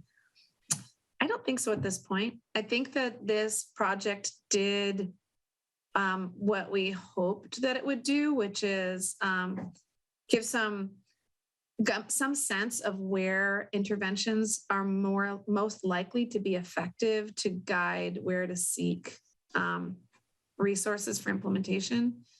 I don't know of any funding source right now that would need more than this. As it is, this has more analysis than any other area that we're working. And I've talked with a number of RCDs across the state, and none of them has done this in-depth level of analysis on such a small geographic area. And we've been able to secure many millions of dollars of funding for fuel load reduction work in San Mateo County without anything near this level of analysis. I think the community's really received a pretty significant investment in getting this much analysis for this area of geography. I don't think that we need more right now to justify a return on investment. Do you, Joe? No, both in terms of securing funding, we don't need more evidence of where to do work. And again, in where to do that work, specifically around the community of El Granado, where to prioritize that. I agree, we have much more guidance than anywhere else in the county, and it's very effective, the guidance that we have. the difference in focusing treatment in Deer Creek drainage versus Quarry Park. We could spend decades working in Quarry Park to address what we think is the greatest risk before we would get to the Deer Creek drainage. So I think it's quite valuable. And the next step for me is to do this work throughout the rest of the county to provide that level of detail, because this has been extremely valuable. And what we've heard from funders that we've talked to is that that the level of analysis that's been done in this area, in the demonstration of the hazard and the demonstration of potential for effectiveness, i.e. Worthwhile investments, is very attractive to them. So I think we're in a pretty good position. It remains to be seen. I mean, there's a lot of people applying for grants right now across the state. There's many, many times more requests for funding than funds that are currently available, and that's statewide. But this definitely will help advance this community's interests. Per the study, there's no requirement for any party to implement any of the identified actions. Identify what would make it a requirement to implement the actions below. That is outside of our realm. The RCD is a non-regulatory entity. We provide non-regulatory technical assistance and incentives and resources to help people with the management of their natural resources. So we're not the right entity to ask how to make a party be required to do something. It's just not the world that we work in. I also think that it would be probably pretty difficult to do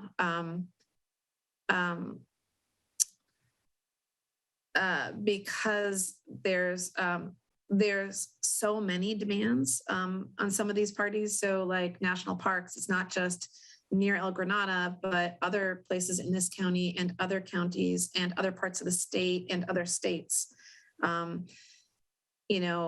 County parks, similarly, there's demands in other communities in the county, et cetera. So I don't really know how that would happen is the short version. So that's outside of not beyond my pay grade. What would the full costs required be, and could grants cover those costs? The costs provided in the study are noted as lacking. Add costs for obtaining grants and disposing of the debris. So I actually wouldn't characterize it as lacking. It's more that we wanted to know what the implementation costs, meaning what are the sort of going rates for that, the equipment or what have you. There's a lot of uncertainty about some of these other things. Greg and I had a little back and forth in email today about whether I personally agree with the $60 million amount. And I understand, Greg, why, like how you did the math on that, what you were thinking, and your conversation with Sarah about that, Sarah Colomer. The reason that I am hesitant to give a total is because if you implement some of the biggest priorities, it might obviate the need to implement some of the other projects.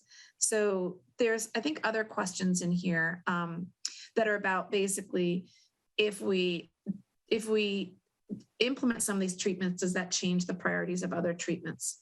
The way the model that was run is assuming that nothing is being done. It's all based on current conditions. So if we implement priority projects, we might have a lower need or a lower return on investment for doing other projects.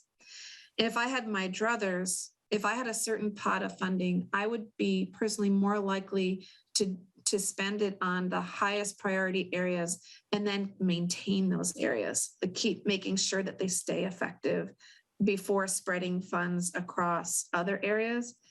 And this is something that's going to evolve and maybe iterate a little bit.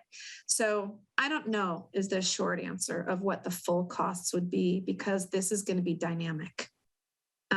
One of the costs could be that every couple of years or after a period of time or after projects have been implemented, maybe you want to spend another $5,000 or $10,000 and rerun the model with new information after projects have been implemented and see if that gives new priorities. That's probably something that we'll, in a couple of years, recommend doing or asking to do. And also, as the science is advancing on some of this, there might be some new ways that we can, look at the information or what have you. So I don't know what the full costs would be. Part of developing projects is developing the project costs, and that considers the totality of the project, including regulatory compliance, environmental, impact avoidance or mitigation, all of project management, et cetera. Separately, the RCD has been working with partners on reducing project permitting costs overall. We've been working on master permits or streamlined permitting to make these kinds of projects easier to do in a shorter period of time and with less cost and with more certainty about what all of those environmental protection measures are, et cetera. So I think that will also come into play on this. Joe, anything that you would add to that? Just that it's really kind of impossible to estimate the cost of a grant writing because each grant is different. It takes more or less work, and the permitting strategy can be different based on the landowner, based on the grant funds, based on so many different factors. Yeah. I would say I can give you a range that for each grant to which we'd apply, depending on how onerous the application process is. In general, it's probably between $5,000 to $20,000 in costs per grant application. And then in terms of disposing of the debris, that really depends on the project, right? So if it's goats, you don't have that, or some projects involve chipping that you can use on site. And there's a lot of evolving conversations about how to manage biomass and these things, or if it's controlled burn, there isn't debris. Presumably this is about the projects that will have really big woody biomass coming out of it. And that is a project by project consideration. A lot of that has to do with the specific project design. And that's a major consideration in project design, as well as access for equipment. What organization structure will best coordinate stakeholders to obtain results? And how does that structure assign and report on project definition, funding, legal issues, task progress and completion, and auditing outcomes and return on investment? I don't know that there is a single organizational structure. I mean, I don't know if this question is for me to answer. I have a sense of how the RCD is going to, pursue some of these. Sometimes it's based on specific opportunity with the landowner or with equipment or with a funding pool that has that's restricted in certain ways or has to be completed in a certain timeline.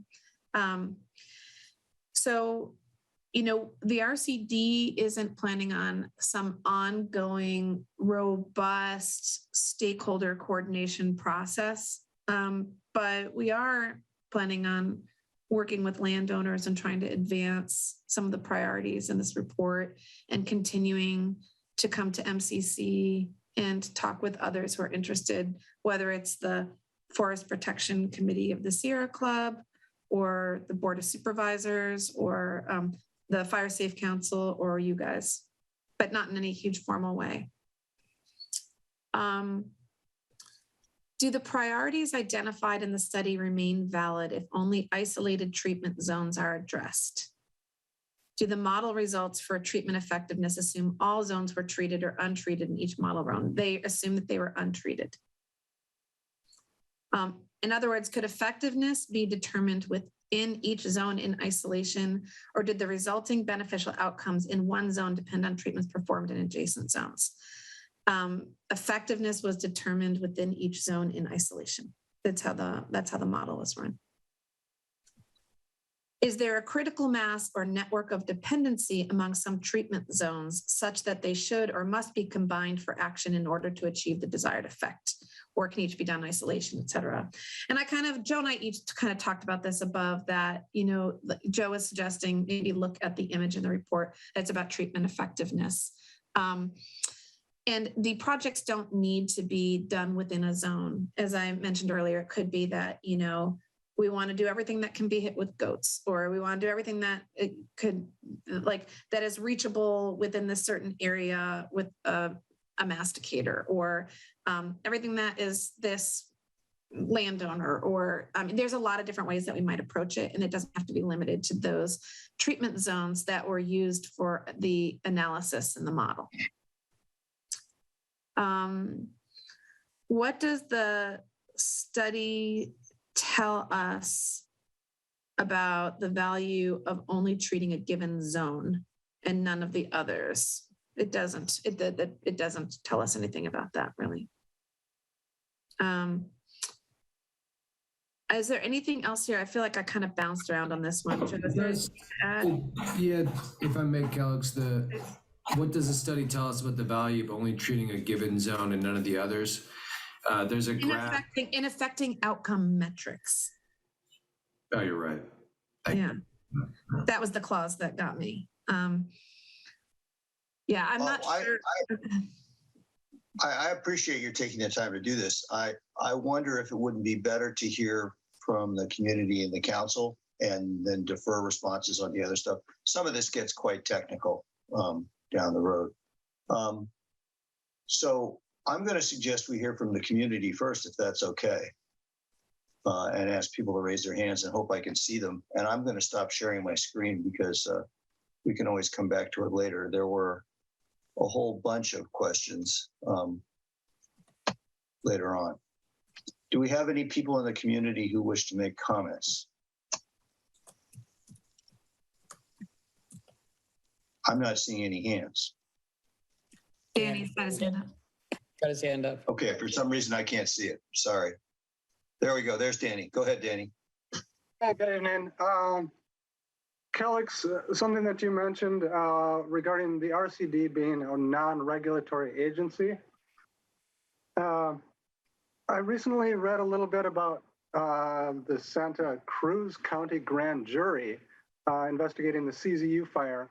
And just a quick quote coming out of the reporting, the grand jury recommends that the Board of Supervisors commission a strategic investment plan for reducing wildfire risk, and that the agencies critical to reducing that plan report directly to the Board of Supervisors, and that the agency should update the public annually on the progress. Since the RCD's scope does not really get into the business of the county per se in the regulatory realm, is there or should there be a single point of contact from the San Mateo government responsible for coordination of wildfire issues within the county?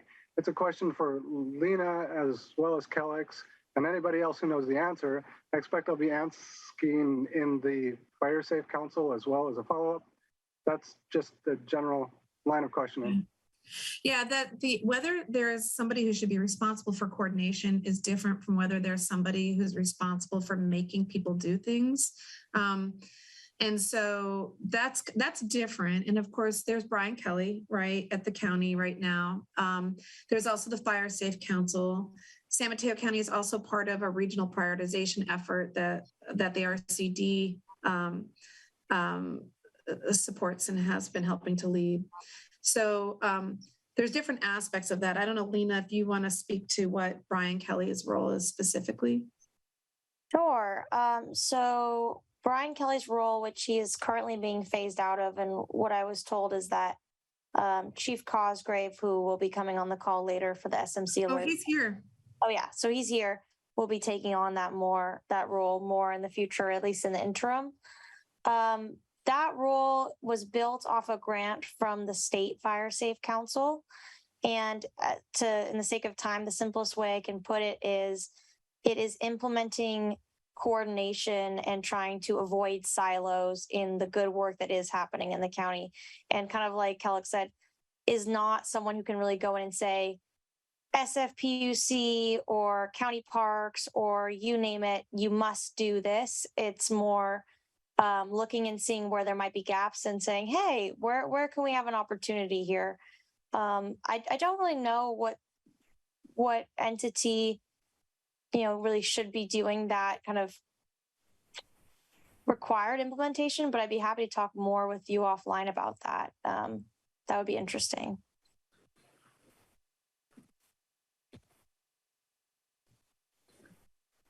I'm not seeing any other hands, so I think it's time to go to the council. I know Claire wants me to try and wrap this up by 9 o'clock, which is only 9 minutes away. Do we have council members who wish to comment or ask questions? Dan? Yeah, thank you, Kellex. My comment is, I was expecting more attention to Quarry Park. I haven't been able to follow all this. I did not read the report. I expected that the scoping project was going to simplify everything for, from the community's eyes as to what is going to be attacked. And I think I'm hearing that Deer Creek area is really the main focus of attack, and it sounds like it's been determined that Quarry Park is not much of an issue. Is this fair to say? No, not quite. In terms of you expected more of a focus on Quarry Park, I want to make a distinction between whether there was focus in the analysis and whether it's a focus for implementation. So just to clarify, if you're saying you expected more of a focus on Quarry Park for implementation, I did too. And I was really surprised by what the analysis actually showed. It took some convincing for me. But it was focused on a lot in the analysis. For the priority recommendations, the priorities also include a chunk of Quarry Park, just not this big part in the center that I think some people expected it to be. But there's still some prioritized work recommended in Quarry Park. Yeah. Well, tonight was. I'm sorry. Go ahead, Joel. Thank you. Yeah, at the beginning of the presentation, it was by Greg. I just wanted to share a clarification. The original vegetation classification for Quarry Park was at a lower level than most of it is now. So the areas that were not treated were actually changed to a more risky classification based on the structure or the connectivity between ladder fuels. And the areas that were treated based on recent information were left at a lower level. And even with that, more area within Quarry Park classified as a higher risk vegetation structure and type, it still produced this result that we're seeing today, which, like Kellex, was a surprise for me. And a lot of that looks like it has to do with the topography. So while that vegetation is highly flammable, the topography and like sort of eddies in how the wind, the orientation, and orientation and how the flames would travel. Yeah. Okay, Len? No, I'm not. I have another question. Comment. So what you're saying is the topography analysis reduced the threat. No, there were a number of variables that went into the analysis. No single variable was the only reason for anything. They weren't run separately, and that. I was surprised, and when we talked with the consultants about why, we conjectured that it might have to do with that topography and how they were seeing that affect fire behavior. That's a conjecture. Another thing I just wanted to add quickly is that tonight's the first time I've heard actual out of the box ways of addressing how to deal with the debris. So it sounds like you guys are thinking about, and for the purpose of, obviously Quarry Park is going to be a big chunk of money to deal with, and it sounds like you're really looking at different ways to really control the cost to actually get something done, as far as considering different ways to deal with the biomass. I didn't hear any composting of some of the wood chips concepts, but I heard you say controlled burns of some of the biomass. And anyway, I know it's complicated, but I think that you're moving forward, and I really think the elephant in the room is Quarry Park, and I think most attention should be given to this area. That's all. If you get a chance, Dan, if you get a chance, on the MCC website and on the RCD's website and on our YouTube page, is the presentation that really methodically goes through that and why the recommendations are what they are. And when we would consider things like how to deal with the biomass and the debris, which is later in project design. And it's long. You can like speed it up, watch it at like double speed or whatever, or just get to the point that's of interest to you. But I recommend that you spend a little time with that, and that might help you. Yeah, I thought that would be part of this. I thought that would be part of the summary of tonight's presentation, but no, it's pretty. It's pretty detailed. Yeah. Okay, can we go to Len now? Yes, thank you. Len, you're muted. You look good, but you're muted.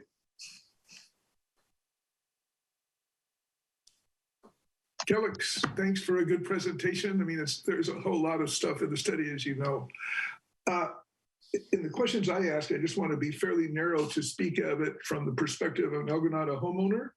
And contrary to what the previous speaker said, to me, the elephant in the room is all the people that own homes in El Granada and are concerned that they would burn down if there was a broad, dangerous fire. This was kicked off late in 2020 when Chief Sampson or Forester Sampson came and talked to us and was real explicit about how this could occur compared to other events.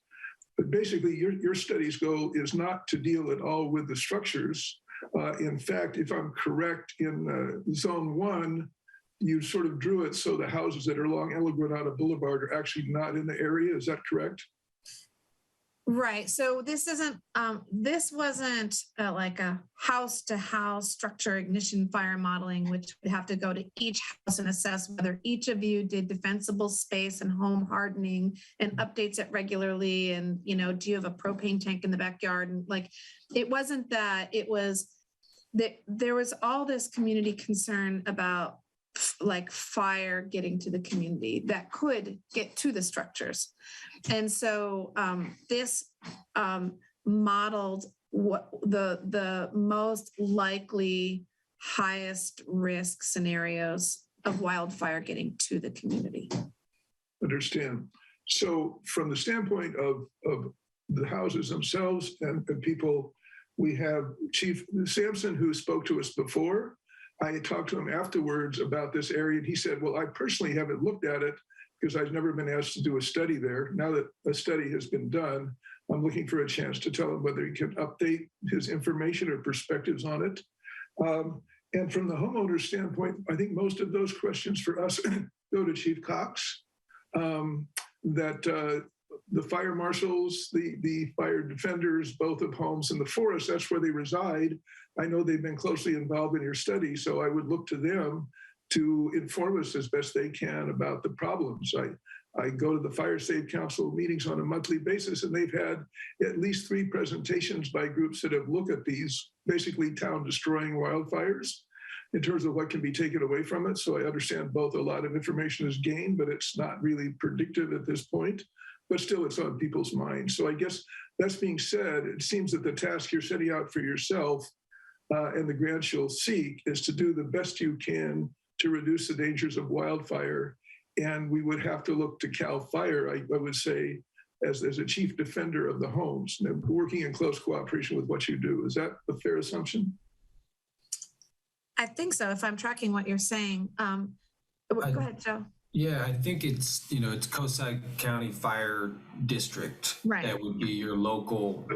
Chief Cox, yeah. All of those, unlike a town like Hillsborough, whatever, all of those are CAL FIRE. They're just different agencies. Yes, but still But it's starting specifically, and it's important because the name escapes me now, the local chief, but anyways, the local fire. Cox, Chief Cox, maybe it's his second and that I'm thinking of. The fire marshal, Austin City. Yeah. The fire marshals are a separate group. They'll all under there. I don't want to go into the Besides the point. But what is your point? The point is that the area of Deer Creek drainage is the area that they've been saying is an area to focus on.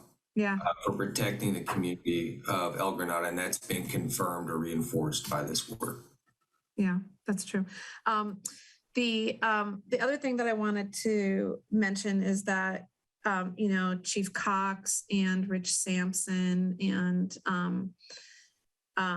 these folks were, of course, involved in this project and reviewing the deliverables. And one of the things that we wanted to make sure is that we didn't give a message inadvertently that the only concern is managing vegetation in these wildlands, that it's compatible with home hardening and defensible space, that when a fire comes, that the best way that you can protect yourself is with home hardening and defensible space, particularly at scale. Yeah, no, I want to basically, I understand it, but our audience as a whole to understand that there's the line of questions when you get into specific risk to the homes, we really have to get CAL FIRE. That's right. Absolutely. Yeah. And to be clear, the RCD has no expertise in that. We're not defensible space or home hardening folks. We're not firefighters. We're not evacuation route people. And we relied heavily on the expertise of the people who do this every day and who put their lives on the line for this. Can you go over the elements of... Okay, Dan, you've already had a chance. We need to move on to Claire and then Jill. Claire hasn't had a chance to speak yet. Yeah, just very, very quickly.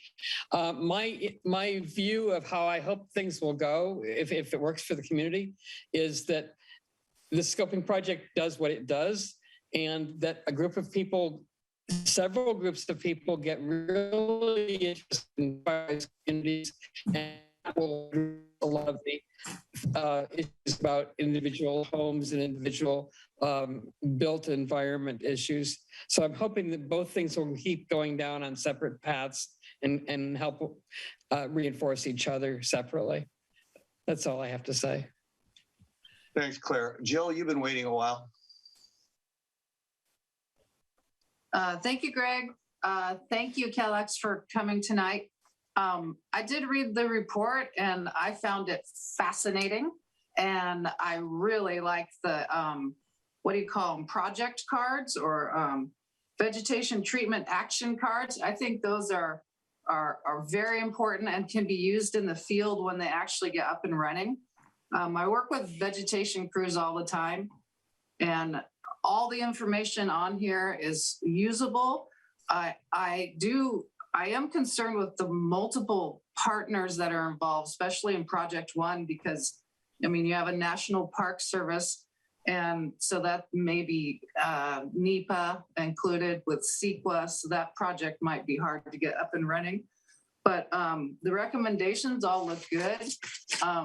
I'm a little concerned with goats in that area since it's native coastal scrub and goats don't really like coastal scrub, but that'll all be figured out later. I think overall this report is usable and very well done. And I thank you for presenting it tonight. I have just one quick question, Greg. Go ahead, Dan. Let's close it up. So I'm just wondering if you could just do a very quick summary of the find in Deer Creek area, the find of what is of concern. Is it just a combination of trees? Is it mostly chaparral? Can you elaborate just very briefly?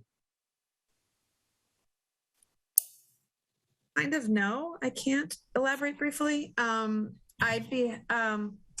It's more about understanding the model and how the model was designed and developed, and how it worked, what the variables were in the model. Just in layman's terms. So the consultants took different kinds of data, like vegetation type, topography, weather, etc., and assets at risk, and a number of other variables, and put them in a model, and then they had to choose how to break that whole area up into pieces. What were reasonable sized pieces. So they were broken into 200-acre contiguous pieces. And then the model spit out results, basically. So it's not like they looked at Deer Creek and asked questions about this area, and they looked at Quarry Park and asked questions about that area. All these different types of data and variables that go into the model were put in, and then it was run many, many, many times to look at the most likely high risk scenario. And then they described what was found, and they visually represented what was found. I guess that's the summary. I don't know if anybody else wants to. I mean, any of you feel like there's a different way to represent that. No. Okay. Thank you. Michelle, you didn't want to say anything? You were heavily involved on the team. Well, I mean, I feel like Kelly and Joe have done a great job explaining everything. And yeah, I mean, I think this is a great project. I'm really happy with the outcome of it. As Kelly said, the results of it were surprising, but I think we need to, take the results at face value and understand, it's great to everyone should, if you haven't had a chance to watch the presentation and read through the report, it's a great background of how everything was done. But for me, the next, now we have to move forward. We have to start implementing some of the recommendations that were made, the highest risk areas that were identified in the report. And so, yeah, I'm just looking forward to working with the rest of the MCC and the RCD and the community to move that forward. Greg, one thing that I'm hoping. Oh, I'm sorry. There's one thing I'm hoping to be able to come back and discuss in more detail is some of the discussion about wind and how wind factored into the model or the recommendation. So I think that's one area of focus where there's still community questions that that'll be good to be able to come back and talk about at some point.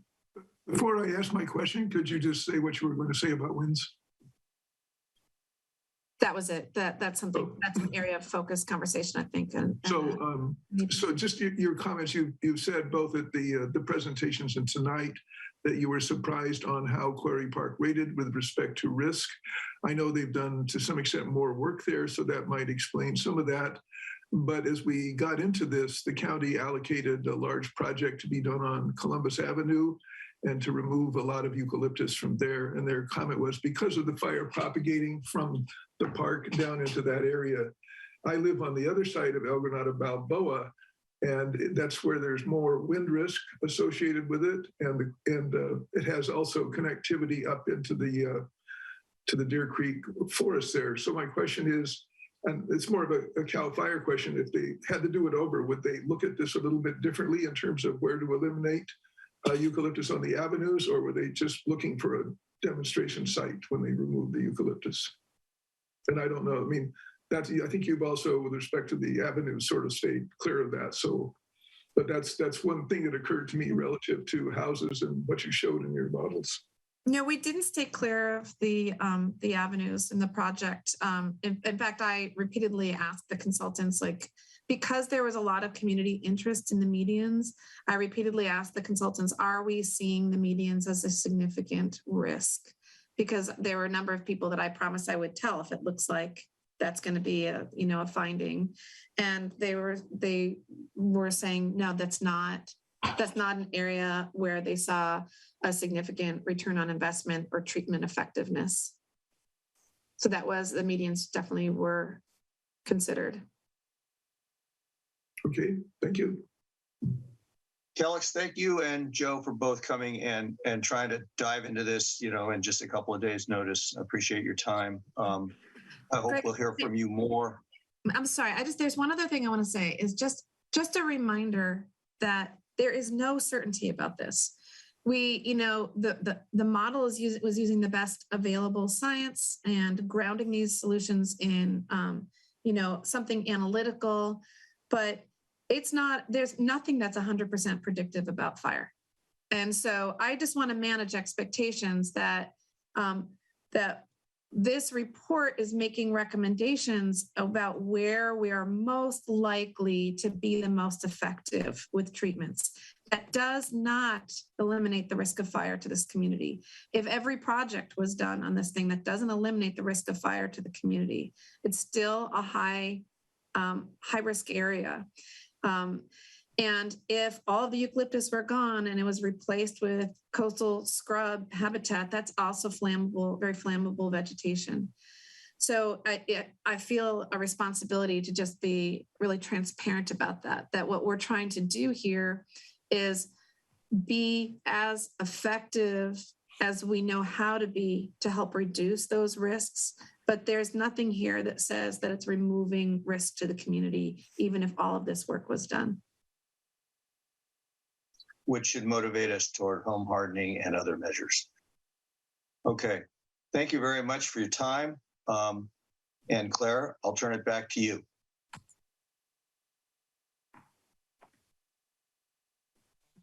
Thank you, Greg.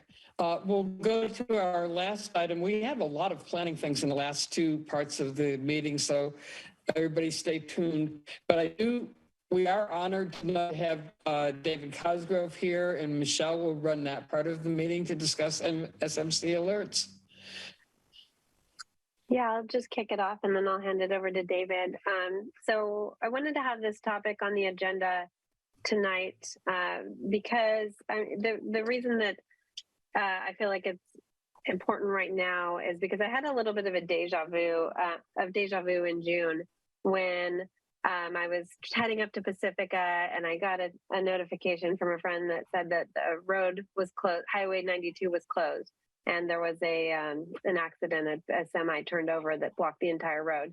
And on my way to Pacifica, right at the same time, Caltrans was doing work on right around Graywell Cove and running one-way traffic. And so there was already a delay. I mean, and this was just minutes after that accident happened. And it took me back to that time in late 2019 when the tunnel closed because of the power outages that PG&E was doing, the PSPS outages that we were talking about earlier. And at the same time, Caltrans was doing road work on Highway 92. And it was just a disaster for, everyone on the coast side that couldn't really come or go. And, thankfully, I'm not sure why, if they heard about it or whatnot, but Caltrans did stop their road work at this time in June when this happened. And so at least traffic was able to move freely one direction. But one of the problems that we noticed back in 2019 and that I noticed again this year is that there wasn't an SMC alert sent out for, a long time after this happened. I think eventually in this case, an SMC alert was sent to certain people only in city of Half Moon Bay and El Granada, not those of us in Moss Beach and Montero, which are completely impacted by any closures. And so I just, it felt to me like we had brought up this issue almost 3 years ago now, and not a lot has been done about it. And in the meantime, the SMC alerts responsibility has been transitioned from the OES, which is under the Sheriff's Department, to the new Department of Emergency Management, which I believe is under the County Executive. And a lot has happened. There's also been a grand jury report that reported on some of the issues with this SMC alert. But I just wanted to start this topic fresh. Are really lucky to have a new person in this role former Fire Chief David Cosgrave of CAL FIRE, and now with the county as a district coordinator. And so I invited him to speak tonight to give us a little bit of an update. He's brand new to this role, so he's kind of getting up to speed, just as we all are on this. But I wanted to hand it over to him and have him give a brief update on what he knows about SMC Alert, and then give everyone an opportunity to ask any questions. So David, I'll hand it over to you. Sure, Michelle, thank you very much. And I'm very happy to join DEM and bring my experience and relationships from my fire experience over to them. And again, I live on the coast like you do. I walked Quarry Park on Monday from the Dolphin Fire Road all the way down to the bottom and saw the work they're doing there. And I've lived and loved and hated SMC Alert for years. So I share everyone's pain and all that. So prior to you even bringing the subject up, I heard from Sid and other people. So I was looking at the kind of how the SMC Alert works more. I've been an alerter for years and had the ability to do it. It's harder to do in the field, you know, from the technology you have on your phone, because it's a complex system. So I asked a bunch of questions. Two people got a lot of complex answers. So I know we're running late. I don't know if I can share my screen, but if you can make me a co-host, I'll share it. Yeah, I'll do that right now. It's not a very good PowerPoint because I threw it together today between meetings, but it's going to help me focus on what I need to tell you and not chase squirrels as much. So let's see if this works. Good to go, David. Share, okay. What's it asking me? Maybe this will be it.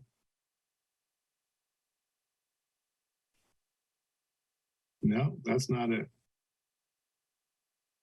Let me see here.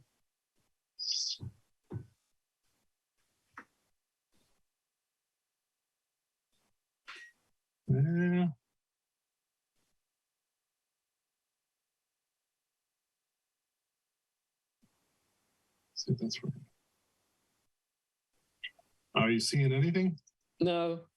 Okay, I'll click on the thing and do it myself. But if you want, you can email it to one of us, to me, and I can. Sure. No, I'll just share it. Okay. I'll go through my notes on this so that I can do. But the SMC Alert, it's kind of hard to sign up for. The URL code is the best thing you can use if you don't have it. I will tell you that for comments and questions on it, SMC Alert at smcgov.org is the best place to send it. And so that's SMC Alert at smcgov.org. And so we're looking at a bunch of things. It's a lot of complex deals. It requires the incident commander to get to the situation and realize that they need to send out an alert. They can do it from the field if they have connectivity and the ability to do it, or they can try to call somebody to do it, and then you're playing the telephone game. So I've looked into some of the events that have happened, and I found some were, one commander from the sheriff said that he requested SMC Alert be put out. Commander from fire requested an SMC Alert be put out. The fire commander walked over to the sheriff's commander and said that he took care of requesting the SMC Alert. The sheriff reported back and said that fire took care of the SMC Alert, and that was just a miscommunication that canceled the actual alert going out to where it should have been. So I found a lot of little irregularities that we're going to address. Don Matei is very proactive in trying to make some policies and some fail safes on how we're going to do this between the sheriff's department, between the Department of Emergency Management, and with public safety communications, so that we reduce those things. There's some questions about the scope of how it should be used. I know you may have seen yesterday they sent out a test, and I'll get into that later, but within minutes, actually within seconds of that test going out, we were getting phone calls and emails. People were upset about it or thought it was a phishing scam and things like that. So people respond back to it, and we try not to use the alerting system to where people type stop, which doesn't opt you out. You have to actually physically go into it, but people have responded back with the word stop because that's how you stop the spam text, but it doesn't work for this system. So we're trying not to annoy people, and there's some debate over whether it should be used for only emergencies.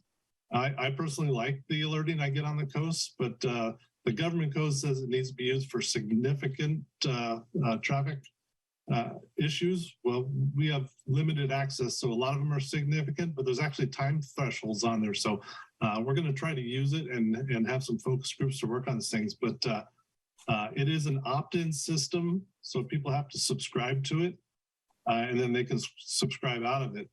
There's other systems in place with the integrated public alert warning system, or IPAWS. There's the wireless emergency alerts, which is the WIAs. That would be like kind of like the Amber alerts you get on your phone. Those are used for larger emergencies. You've got the reverse 911 or 10 system, which would ring your phone, and we can request that. And the fail-safe, and they used it in the Edgewood fires. They put out the thing, but it doesn't reach everybody who doesn't have power on, it doesn't have the technology to do it. So if you're actually in a life-threatening situation, it comes down to the sheriffs and the allied police agencies going door to door and knocking. And again, you know me from CERT, so I'm always preaching the self-awareness. So, fire weather, you see smoke and you're ready with your go bags. So a lot of times that reflex time of responding to the call, getting the message out that it needs to be put out, and actually receiving it on your phone, it could take a while. So depending on where you are for the emergency, you would want to alert before and start to evacuate before that.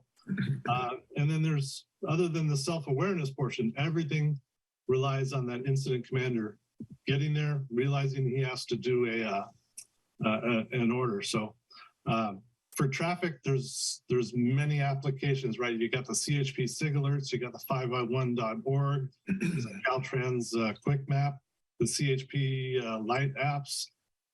Everyone has the navigation. I use navigation now that I'm driving over the hill every day, just because you never know. And the crowdsourcing and those things, those are instantaneous, and you're not waiting on that process in lag time. So I know my way to get to work, but I use the navigation apps just to see what's going on. And then there's people that rely on social media, the old-fashioned radio and TV media with weather traffic reports, and lots of other apps. As I said, it's an opt-in sign-up. So if you're not getting alerts and you're having problems with it, I recommend that you log into the account and you delete your account and you start a new one. There's been, I think I've heard 5 iterations of the background application that we're using to send out the alerts to different companies, and we're moving to a 6th one coming up.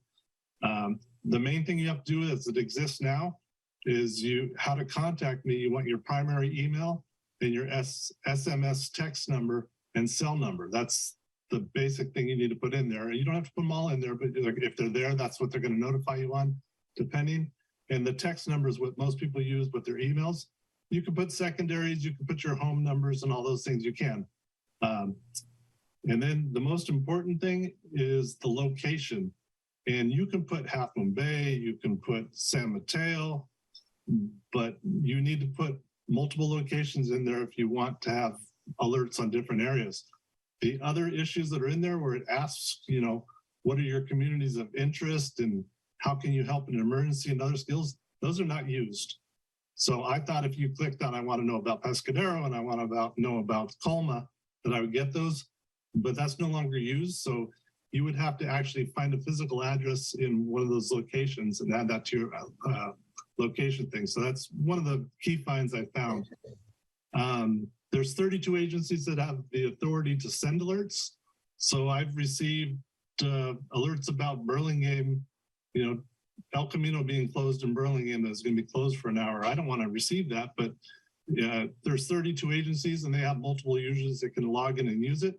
If they don't use the right shapefiles or select the right way of notifying, they'll notify the whole county or groups they don't want to. So we can notify individuals, we can notify groups. There's polygons on the fly where I can just click here or draw a circle and all those type things, or there's predefined polygon shapes or rules that we can put in there.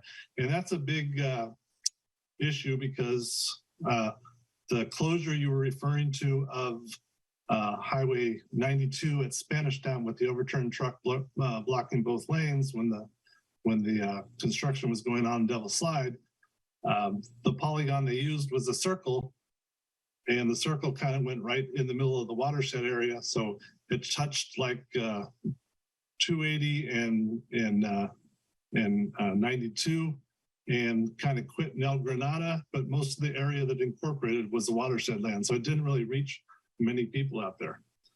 Michelle asked me how many people were signed up for SMC alert, and there are actually 441,000 phone lines, emails that can be reached in the system.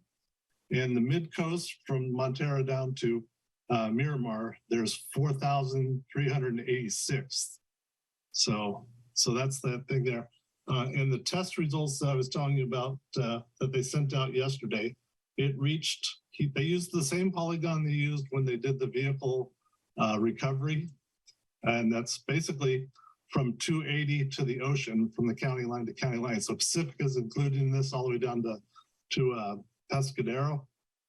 In that polygon thing, 2,900 people were notified, and 9,600 responded back yesterday that they received that alert. So it reached at least 9,600 people yesterday. So that was a good thing. So those are the things I found out that, Michelle, you put on your list you wanted to find out.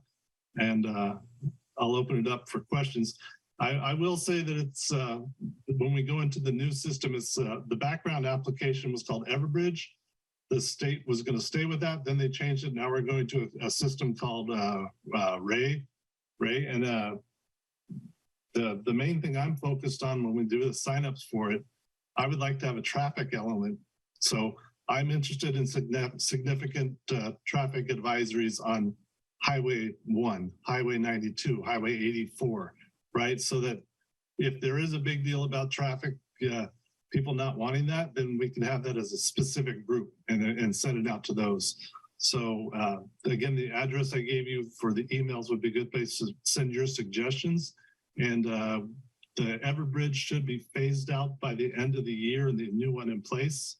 So as I recommended now, if you're having any problems, delete your account and create a new one. And again, in January, make sure you're getting the alerts you need when we go to the new system. So I'll go ahead and you guys can monitor the questions. Thank you so much, David. I did want to clarify, I mean, the numbers that you gave tonight in terms of the number of people signed up are significantly higher than I think if they were the last time. Well, there was an article that I had found that was written in late 2021 that said only 14% of people in the county, of households in the county, were signed up. And now you said 441,000 people, which is probably more than half of the county. Right, and that's what I'm trying to get clarification on, because you ask for data and you get all these numbers. So it was one day to put them together. So we're going to have to hash through that, because I think the numbers they put on the coast, that the original thing they said on the coast were that's 29,000 people. I don't think there's 29,000 people that are signed up for SMC alert, even if you include Pacifica. But that's what I want to, what I was speculating is actually, so one of the findings in the grand jury report said that the agencies doing these alerts could get data from, so previously it was like entirely an opt-in system, but that they would be able to gather data from public utilities like PG&E and, the Recology and different things like that. I'm wondering if that actually happened. And it has not, and they gave technical reasons about the data don't jive with each other, but they'll look into that further. Got it. Okay. Well, I'd be curious as to and again, what the percentage is. The SMC alert and all these other high-tech devices, they depend on electricity, connectivity, and all those things. So you can't get around that for these systems. Makes sense. Okay. So I will open it up to first the public and then the council for any questions. And I'll start with Sid Young. Hi. Well, Dave already knows this because I snagged his ear at the CERT training last Saturday. No, 2 weeks ago. And it mostly had to do what I'm concerned about, road alerts, especially road closures. And I did have previous discussions with Don Matei before David transitioned over there. And he blamed it on CHP and said, well, they have to let us know. And I'm like, oh, you know, it explained more when you said how the fire department thought the other guy did it or something. But the biggest thing that came to my attention recently is when they had that Edgewood fire. And my friend, I have two friends that live over there. One's on the side of Jefferson, which is the unincorporated Woodside area, and the other is the unincorporated Redwood City area, and they live on Fallen Leaf Way. They both did not have themselves be signed up for SMC alert. And because of that, they did not get the Zone Haven evacuation notices. So the important thing is one of them was in their 90s and they had a power failure. So they didn't, usually they're home watching TV most of the day. They do have smartphones, and had they been signed up for SMC alert, they would have seen their house was in the evacuation zone, but they knew nothing because the power was off. So I'm kind of thinking it's really important for everybody, if they can, maybe there should be a community drive to get more people signed up. But then again, when people don't send out the alert, that's a whole nother story. And that's not because of fire, but the Zone Haven is, you can't just go in and sign up specifically for Zone Haven. You have to be signed up through SMC alert. So that's something I learned just because of that Edgewood fire. And I'm really happy that you put it on the MCC meeting so soon, because I think it's so important. And I can't tell people enough how, if you're not familiar with what happened up in Paradise, go on YouTube and watch the PBS special called Fire in Paradise, because they sent out an alert, but they had a new system and it was scrambled or something. And they also had a delay in finding out that they thought the fire was just in CanCon, and it went all the way over to Paradise by firebrand embers and spread really rapidly. So just being notified is so important. And that's all I have to say, but thank you. Good luck in your new job. Thank you. And, you know, I looked into a lot of the things that I was aware of that delays were met in sending out them, or I didn't receive them because I'm over here too. And some of them were the agency having jurisdiction on the highways is the CHP. And there are times when they didn't put out SMC alert, they only put out their SIG alerts. So we're trying to work on a fail-safe of when it's sent out to them that we close the loop to make sure it's sent out. And I'm big on when the road reopens, sending about that it's open. If you know, there's an advisory that's just this is information, and then there's some that have to be closed out, right? An update, so that you know that it's back in. So, that's true. When the tunnel was closed, I was stuck on the Pacific side, and they sent out an alert at 6 p.m. saying it was going to open soon. And then there was not another update till 9 a.m. And by that time, everybody just got tired and drove home through La Honda or something. But thank God for next door in that case. But thank you. Right. Thanks, Ted. Next, I'll go. Let's see. I don't see any other members of the public with their hands raised. If you do want to ask a question, please raise your hand now. But for now, I will go to Greg. So 4 quick things. Dave, you mentioned there's an address we should write to. Can somebody put that in the chat so it shows up in the minutes? I already did. Okay, great. Thanks. I certainly agree with being notified on traffic. I think that's really important for us in Coastside, where we're at a choke point. And if that is an elective thing, that's great, Dave, you know, but I really think traffic is worth having. I wanted to clarify one thing he said about drawing a polygon as opposed to electing the area you get alerts on. I had thought that by selecting the various areas, I would get notified.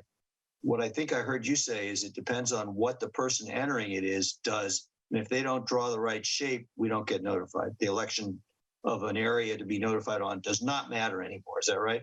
So there's two things to that. One, you have to put my location. That's the only field in sign up that matters. And you can put multiple locations. So if you live in Pescadero and you have relatives that are in Belmont and you want to keep a track of them, you list the locations. You don't have to pick an actual, they're not going to send anything to the house. So as long as it's a valid address in that city or area, then it will send it to you if that area is targeted, whether it's a shapefile, a polygon, or I say I want to alert all of La Honda or Belmont type thing. So there's different ways you can do it. The shapefile they used for the closure of the recovery was the turned over truck was a circle, and they just put it out 3 miles from the center of where they plotted it on 92. So it covered most of the watershed area and nothing from the other side of the hill. The shapefile they did for the vehicle recovery when they closed down the westbound location went from 280 to the ocean from San Mateo or from Santa Cruz to San Francisco County. Well, that didn't alert anybody coming westbound, right? Anybody that was coming from San Mateo, the direction was closed, it didn't alert them. So it's dependent on the user, and it's dependent on what you signed up for. I mean, the user, what they signed up for, and the alerter, what they choose to put on there. So working on policies to make sure everybody who uses it as an alerter knows how to use it properly. And they do get complaints. Like I said, I didn't want to know about an El Camino being closed in Burlingame. So you got to kind of target that down too.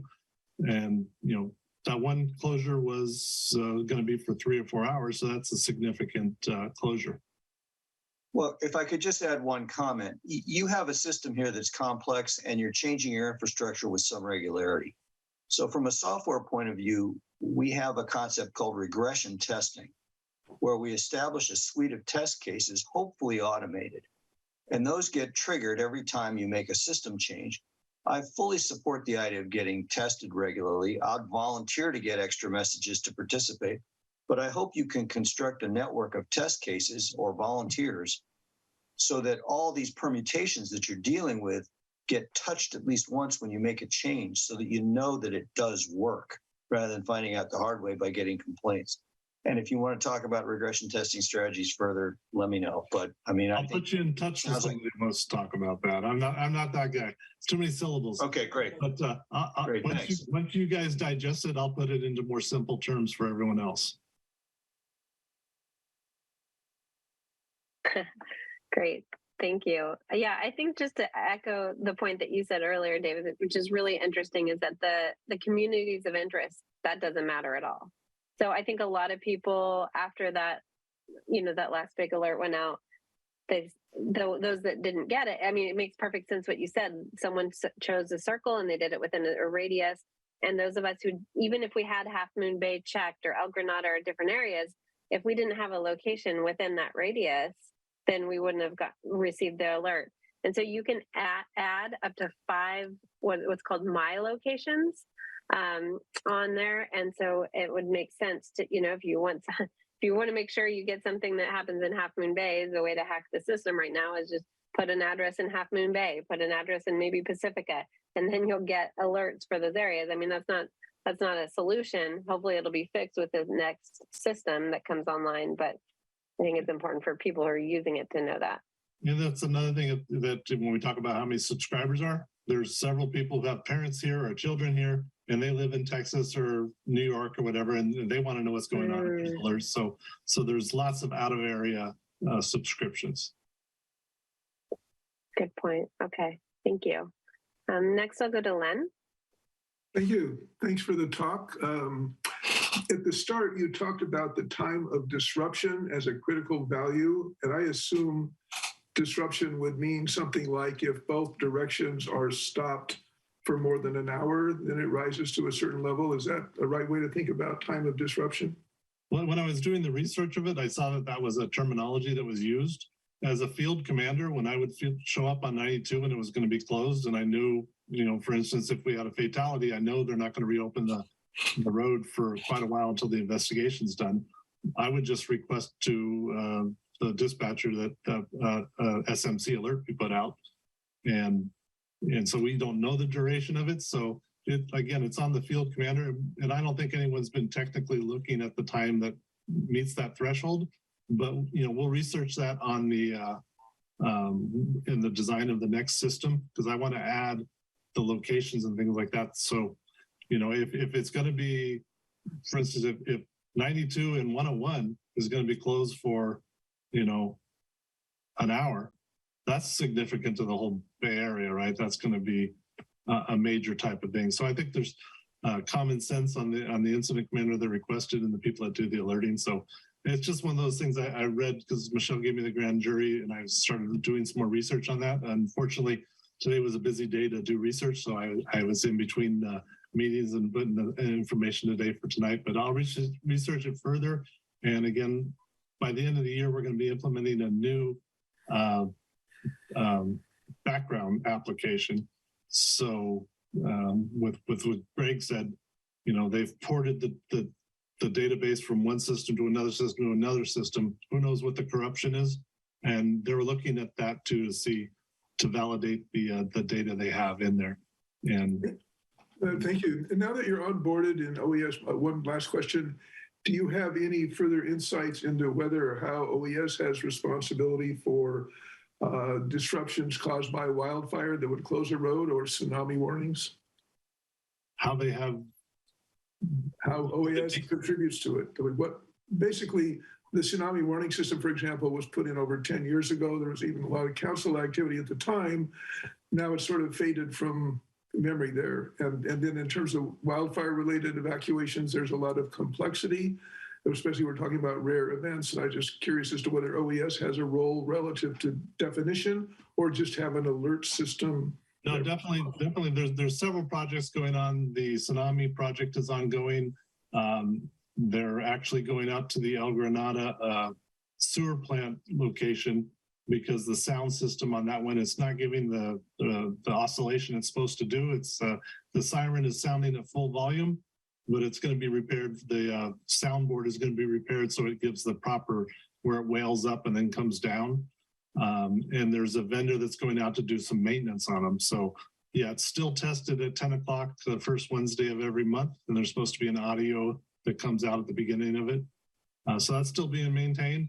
With our alerting systems, they've even looked at thinking about using the speakers and sirens throughout the county for more than just the tsunami. But right now it's just for tsunamis. And as far as wildland, when the fire department, they're the ones that issue the evacuation orders and law enforcement is responsible for enforcing it. The DEM or the Office of or the Emergency Service Bureau would probably be the one to put out the SMC alert. They would elect if they have to do the WIA alert, the reserves 911. So the complexity in the life threat would kind of be weighed to see what level of alerting is used. Thank you. Okay, great. Thanks, Len. And next, Jill. Thank you. Excellent presentation. I'm very interested in this alert system. Can you tell me how do you get the alerts on there? Who can put them on there and what's the process? So the alerts are put out. There's 32 agencies in the county that have access to it. Some are limited and some have more rights, but I mean, from fire departments to police agencies to I think some municipalities, sewer plants, things, some of them actually have some access to it. I haven't tracked down the 32 people that are organizations that do. And some of them, have multiple users that have the ability to send out alerts. They're supposed to put at the end of it, it's not automated. They have to say, this SMC alert was sent out by Department of Emergency Management or the Sheriff's Office or the fire department. So do they all have access to post it up there, or does it go to one central person who then says, okay, I'm going to put it up there? They all have access to send it. Okay. It's a national system, so depending on the priority you put in it, I mean, if you have a lot of tornadoes and things in the Midwest, that system, it's going to go through their backdoor systems for priority to push it out to all those emails, to all those phones. So there's lag times there depending on the priority you put and the activity in the nation. Okay, thank you very much. I find it very helpful. Yeah, it was much more complex than I thought. I just pushed a button and it worked, but it's not like that. Thank you. David, I just have a couple other questions. One is, when the system is redone later this year, is that going to impact the people who are using the system to send the alerts, or just the people who are signing up to receive them? Well, if it stays the way it is, it shouldn't impact anybody because it's just a background application. But I'm suggesting that we use this time to, just like you discovered, and I told you the questions that are put in there at the beginning, there's only one that's relative. The other ones are no longer used. That was from two generations ago of this project. So I think there's other things we can put in there to make it more useful, more focused and targeted for the people that want the applications or want the notices, because we don't want to be telling someone so much information that they're going to opt out of the emergency alerts that they should receive. Totally agree. Things like updating the website, the front end website that people can use to go sign up for it, you know, eliminating points of interest or areas of interest is not used, getting rid of that completely, adding things like traffic alerts or types of alerts that you're interested in. I'm also thinking, you know, you said that the system who sent it is not automatically added to the end of the alert that's sent out. So something automating that would be great. And then my last question is just, is there a plan in place? You know, it seems like it's kind of like, oh, did you do it? You know, Sheriff's Department, or did the fire department do it? Like, there's not a clear process in place for like who is responsible for sending alerts on certain types of incidents. Is that going to be something that becomes more of an organized process going forward? Yeah, we're going to build a policy manual, and again, some agencies do it all themselves. I mean, you know, Burlingame Police might say that we take care of it ourselves, and they never do that. Other agencies, they call into the dispatch center and request it. So there's always an on-call officer with the Emergency Service Bureau and with DEM. So it actually falls to the Office of OES, not OES, but the Emergency Service Bureau first. But if they don't get it, then it comes to DEM, and they work together, and they all get the alert. So we're going to kind of make it like an open call, right? This call went out for this resource. Did they respond? Did it get sent out? And if it's something that needs to be closed, did the closeout message get sent out so that there's an end time to it? So we're trying to do some fail safes into it and policies that help everybody out. Awesome. Well, I'm so glad that you're on it, and that this is, you know, finally being looked at after a few years of no major improvements to it. So I'm super hopeful that this is going to, you know, greatly benefit those of us on the coast side who rely on these alerts to do everything from, you know, our normal commutes to picking up kids to, you know, just hopefully not, but being able to evacuate in an emergency or get, you know, awareness of major issues that could be happening. So thank you so much. Definitely let us know if there's anything else that you need from us. Happy, like I know Greg and I are both really interested in this, and probably others on the council, and we're happy to help participate in the project in any way that we can. Absolutely. I share your concerns, and again, send things to that email address, and we can, you know, kind of combine them and focus on that. Some things we need to improve now before we go to the next system, and that's the policies and things like that. But definitely by December 31st, when we go into the new system, hopefully we get a lot of great improvements. Great. Okay. Thank you so much. Thank you, Claire. Okay. Thank you. That's the end of our regular hardcore items, whatever the word is. We do need to go to council activity, and as part of council activity, we need to check in and see if we actually have a group working on this Mid-Penn 50th anniversary event. And if we don't, we need to appoint one. We need to update what's happening with the newsletter, and then whatever meetings people have gone to. And when we look at future agendas, there's some really meaty stuff that we need to take a look at. So let's get started with that. Do we have a group working with the Mid-Penn anniversary event? Who considers themselves working on it? Nobody? I've actually been thinking about it, and I've wrote some things up. Okay. So Jill, I mean, I know you just sent the logo over. Michelle, are you interested in working more on this? No, I think I've got a lot of other things going on. So other than the logo, you know, I may show up at the event, but I don't need to be a part of the planning. Okay. So Jill, great. I'm happy that you'll be working on this. And who would like to work with you? So I did volunteer to be at the booth. I thought I heard that people wanted us to be there, which I mistakenly took to mean people had things that they thought we should talk about. So Jill, are you happy being the only one speaking for the whole MCC on what we should cover? Well, I would, so I'll give you some background. I used to work for some nonprofits, and we would put together booths, but they were mostly for wildlife education. So I know how a booth is set up, and I know how to divide up the tasks.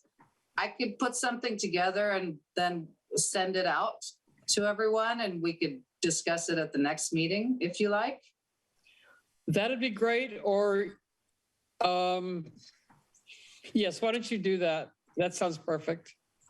Okay. Thank you.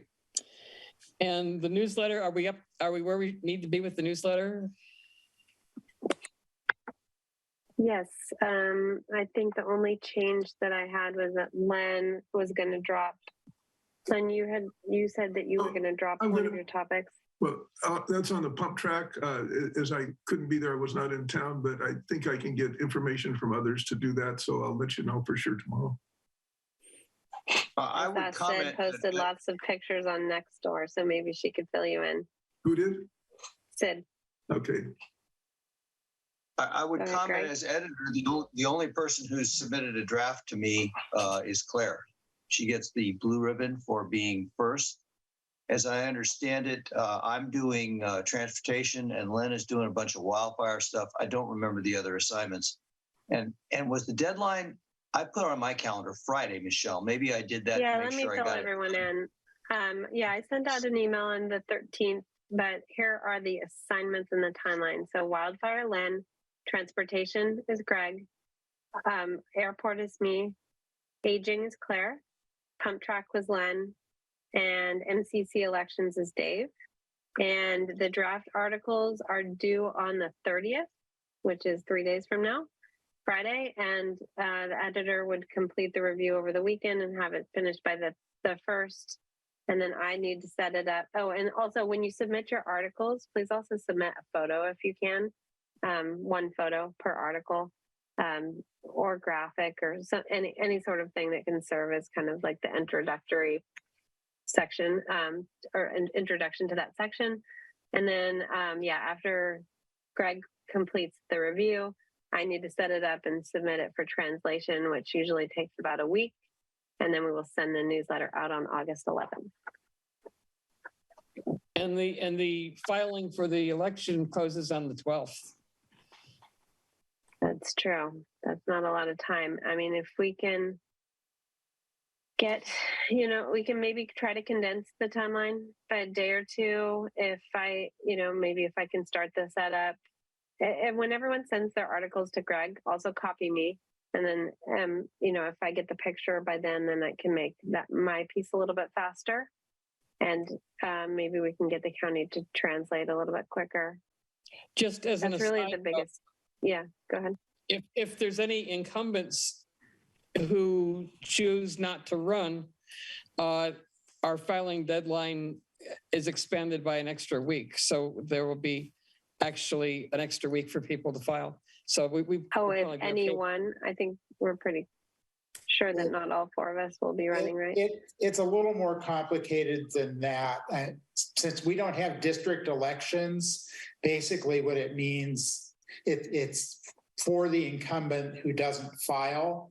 So when you have district elections, that's very clearly that district. Since we don't have district elections, it means the filing period just gets extended 5 days. And since I will not be filing, that means we'll be extended 5 days. But nobody should count on that. You never know what can go wrong at the last minute. So people should treat the deadline of the 12th as the deadline. Okay.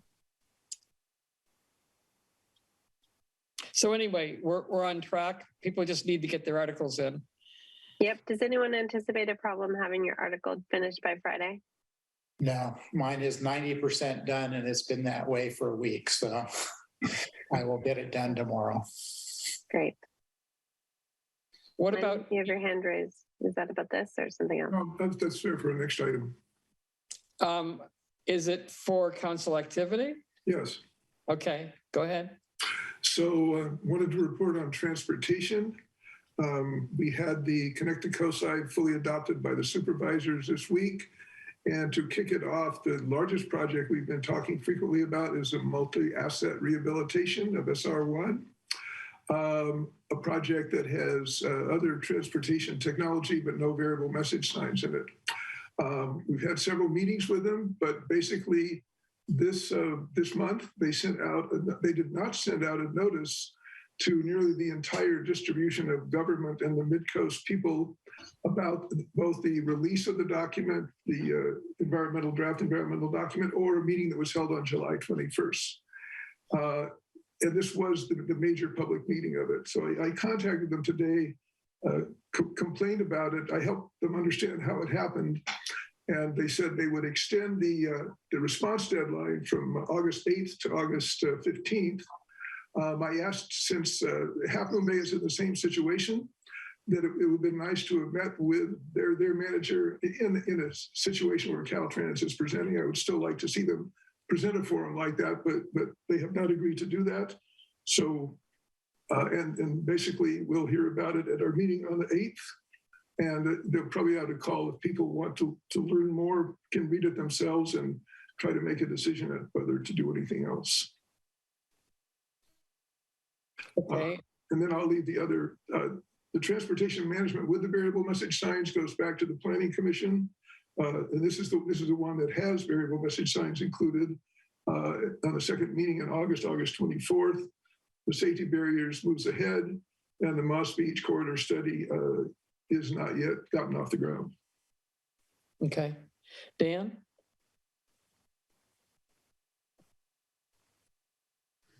Yeah, so council activity, yeah. Can you hear me? Yes. So, yeah, council activity, I want to kind of piggyback on what Len just said was in regards to the multi-asset meeting. I was not informed of it. It wasn't except a community member told me about it at the last minute. Actually, well, I got the message at the last minute, so I did attend. So I'm gonna report a little bit on the meeting. So, you know, as was said, that there was no notice direct to me from Caltrans. The comments at the meeting were not accepted for the ERI, and they were very controlled. You had to type in each one, and it was just it was a very difficult meeting. They gave the presentation, but as far as the community, they did answer questions, but I was hoping for a better interaction between the community and Caltrans.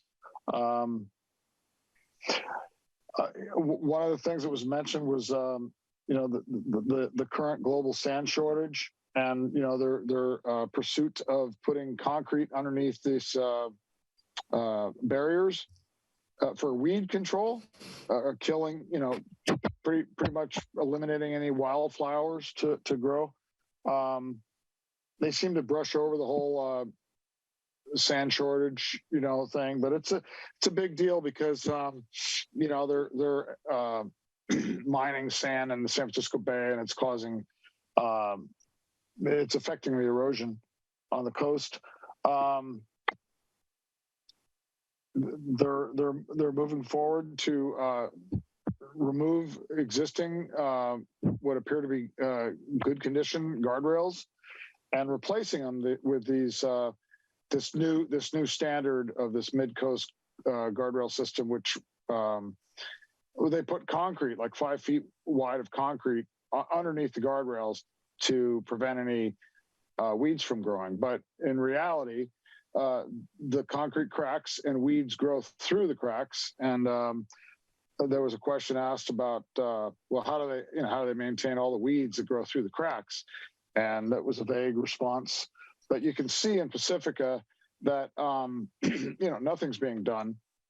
And Dan, I want to interrupt you for a second, because this is a long report and we don't have a lot of time. We're gonna look at this next meeting. Can we defer some of this until the next meeting? Well, the other main thing was the whole thing about the kind of less than acceptable information provided with the traffic monitoring systems. They claim that they can't tell us what they're going to do until the contractors submit on their proposals, which in my opinion is not acceptable at all. They should give the public all of the acceptable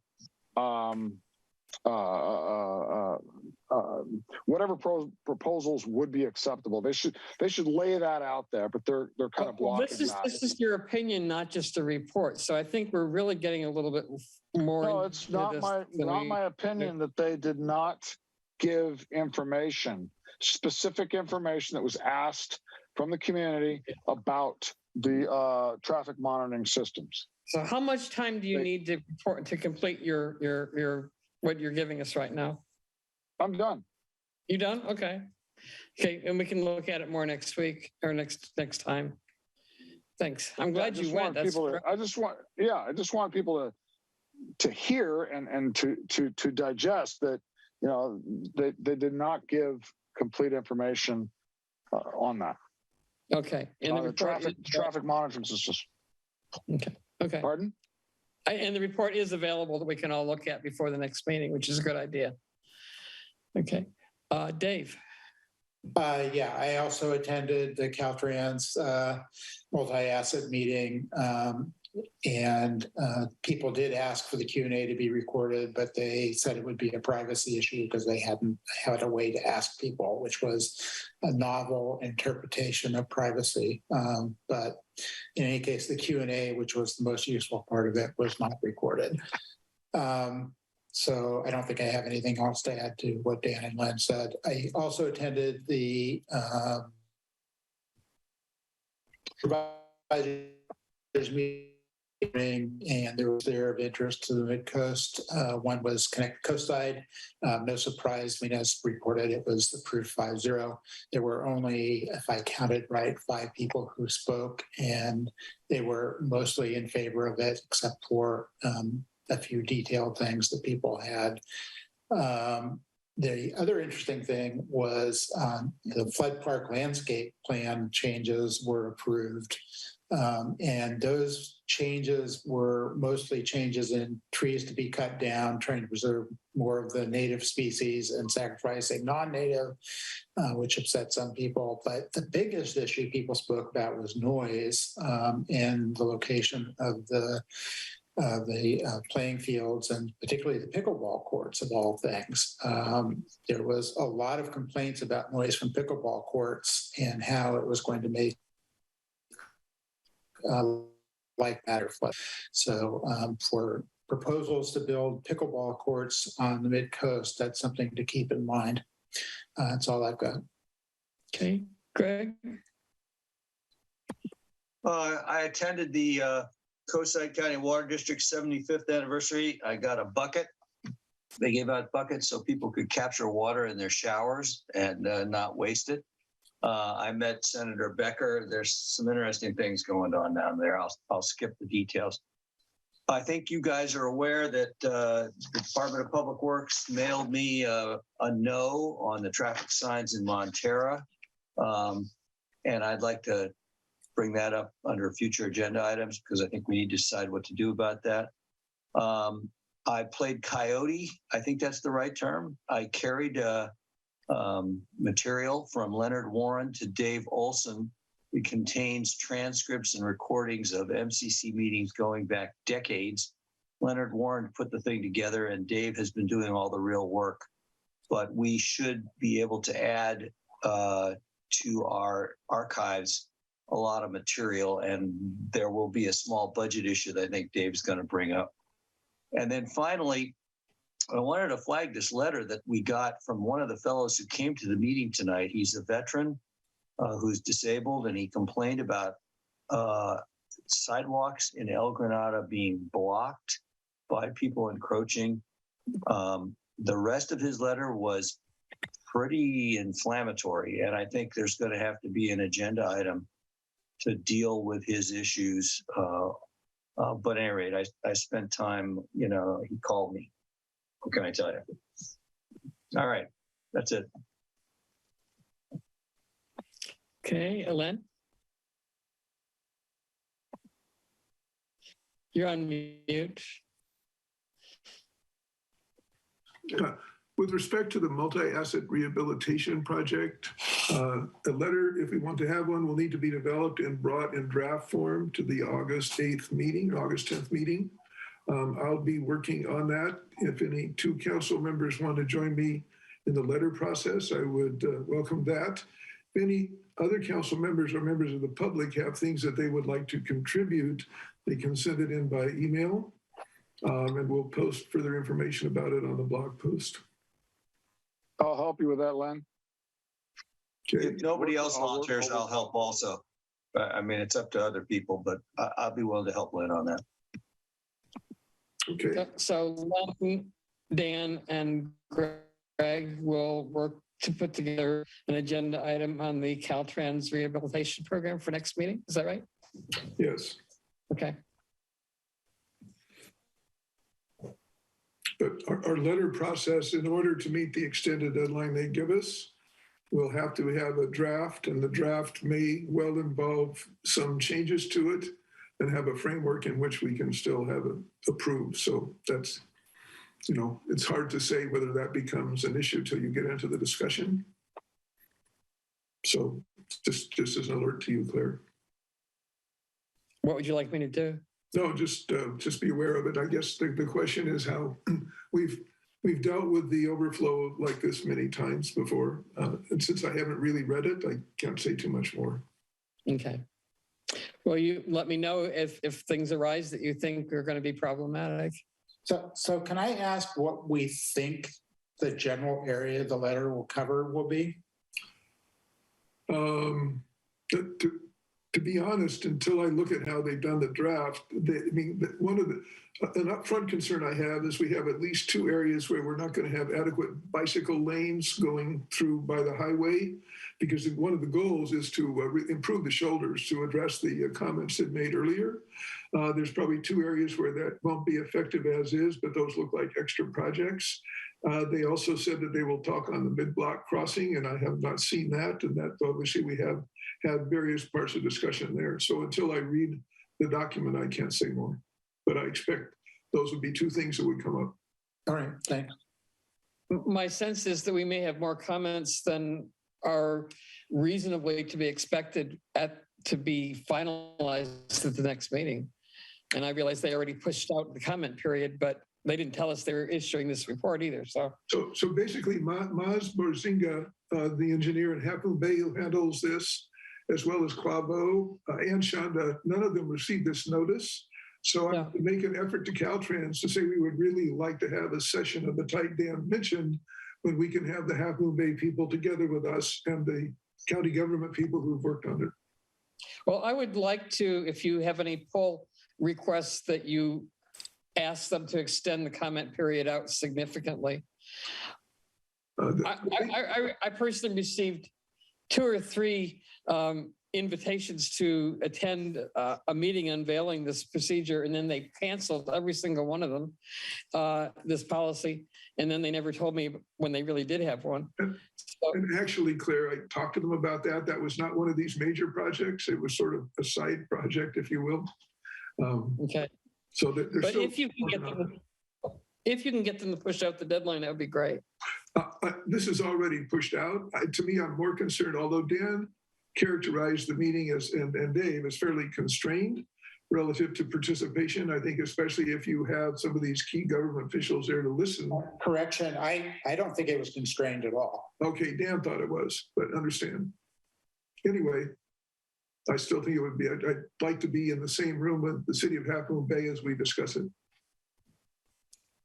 One other thing that they announced or they agreed that as far as the confusion of all the different projects, that they acknowledged that they have been overlapping projects and adding, and so when you look at each project, you don't always know exactly what it entails, because it might have something from the previous project added on or removed. And so it's very difficult to know exactly what they're talking about at each given moment. I understand. They acknowledge that. Okay. So if you look at the agenda, the things that I put down for future agendas included this, and Firewise Communities, Cypress Point, water conservation, which I think I have almost lined up. And then in the meantime, we've gotten other requests from people to sponsor a forum for the school board election, to do something about the sheriffs and the mental health outreach, to do something about the Montera stop signs, and about the El Granada sidewalks. So we obviously got a lot of stuff here that we can choose from. And maybe you've got other ideas too. Yeah, I've got at least one more. Yeah. Well, there's obviously lots to do with wildfire, but I expect next month at the Fire Safe Council, our zone will be presented. And so I plan to put my effort on that presentation, which hopefully includes at least 1 or 2 people from CAL FIRE, as well as Kellex or Joe, and a report on that at our meeting, which is the same day in the evening. And so that'll be the major wildfire update I see coming. You had something you wanted to add to this, Dave? Yeah, Greg alluded to it. We have 200 gigabytes of MCC meeting videos going back to, I think it's 2003. So the early days of MCC meetings. Right now, that's not going to fit on our Google Drive. So the agenda item is, do we want to preserve those videos online? And if so, are we willing to allocate money for it? So it's probably a 20-minute agenda item. Okay. And just to add to like those type of agenda items, there are a couple other things. One would be the MCC newsletter and the agenda list. And Dave and I need to chat offline, but potentially what do we do about those 2 lists? And is there a way that we can combine them in a way that still respects everyone's privacy and initial requests of what they would like to receive? And the other one is the MCC logo. As you know, we got a request to include that for the MidPen event that's happening in September. And we really don't have a logo. I just submitted basically the little thumbnail from our website. It's not a real logo. I would like us to have a real logo. And maybe it's not going to happen in time for that event, but I would like to either propose allocating a little bit of a budget to creating one, or potentially we tried having a contest last winter during the winter newsletter, and no one submitted a design. But if anyone's listening and would like to submit a logo design, please send it to me. Potentially I could create one, but I'm not a logo designer. But yeah, I think it's something that we need, and we should talk about how to get it. Okay. In terms of prioritization, Claire, yeah, we have a lot of important stuff, and I don't want to minimize the Montero traffic signs or the sidewalks in El Granada, but I'm going to suggest that there's a delicacy to these issues that might best be handled by having private conversations with DPW before we hold any MCC meetings on it. And so I'm going to nominate Len, or maybe me, but he has some kind of relationship with Quavo. And that would allow us to push those two items back to the last meeting in August, in my opinion. Or maybe even later. I've got a list here of 15 agenda items, some of which are really big, like Cypress Point. So anything that can be handled on an informal basis is probably a good idea. And anybody that wants to take responsibility for any of these 15 items and develop an actual agenda item besides the things that Lynn already volunteered for, please contact me. We'll talk about it. Will you put those 15 so they can be on the minutes list, minutes for this meeting? Sure, I'll send them to Jill. Sounds good. I'll send them to everybody, I guess. I can read them right now if you want. It'd be good to have the proposed, email the proposed. I agree with Michelle. Yeah, email the proposed or whatever agenda items that are on thought. Okay, just my little list here that I have. Okay, so either Claire needs to read them out now, or we need them in the minutes, but we can't just have private emails about agenda items. I was talking about in addition. Just read them all right now. What? Or put them in the chat if you have them printed and can copy and paste. Does that count? Sure, that's good. Okay. I'd rather read them. It's hard to write. Okay, one is about the Mid-Penn celebration. One is about the newsletter. One is the logo, Firewise Communities, the Caltrans rehabilitation thing, Cypress Point, water conservation, election forums for the school board, and maybe others, the sheriff mental health plan for the Midcoast, the Montero stop signs, the El Granada sidewalks, the software update, the mailing list revamp. That's what I have. So the candidate forums clearly are going to be no sooner than September, maybe even October. And my agenda item can definitely wait until late September or October. Mm-hmm. And typically we have the candidates forum as a separate meeting, right? Yeah. Yeah, but it takes energy. It takes real energy. For sure. Okay, so we have our work cut out for us. Motion to adjourn? Yes. Second. Okay. Dan? You call the roll, please. Okay. Claire? Yes. Greg? Yes. Michelle? Yes. Len? Yes. Dave? Yes. Myself, yes. And Jill? Yes. Okay, we're adjourned. Thank you. Good night. Good night, everyone. Good night, everyone. All right, good night.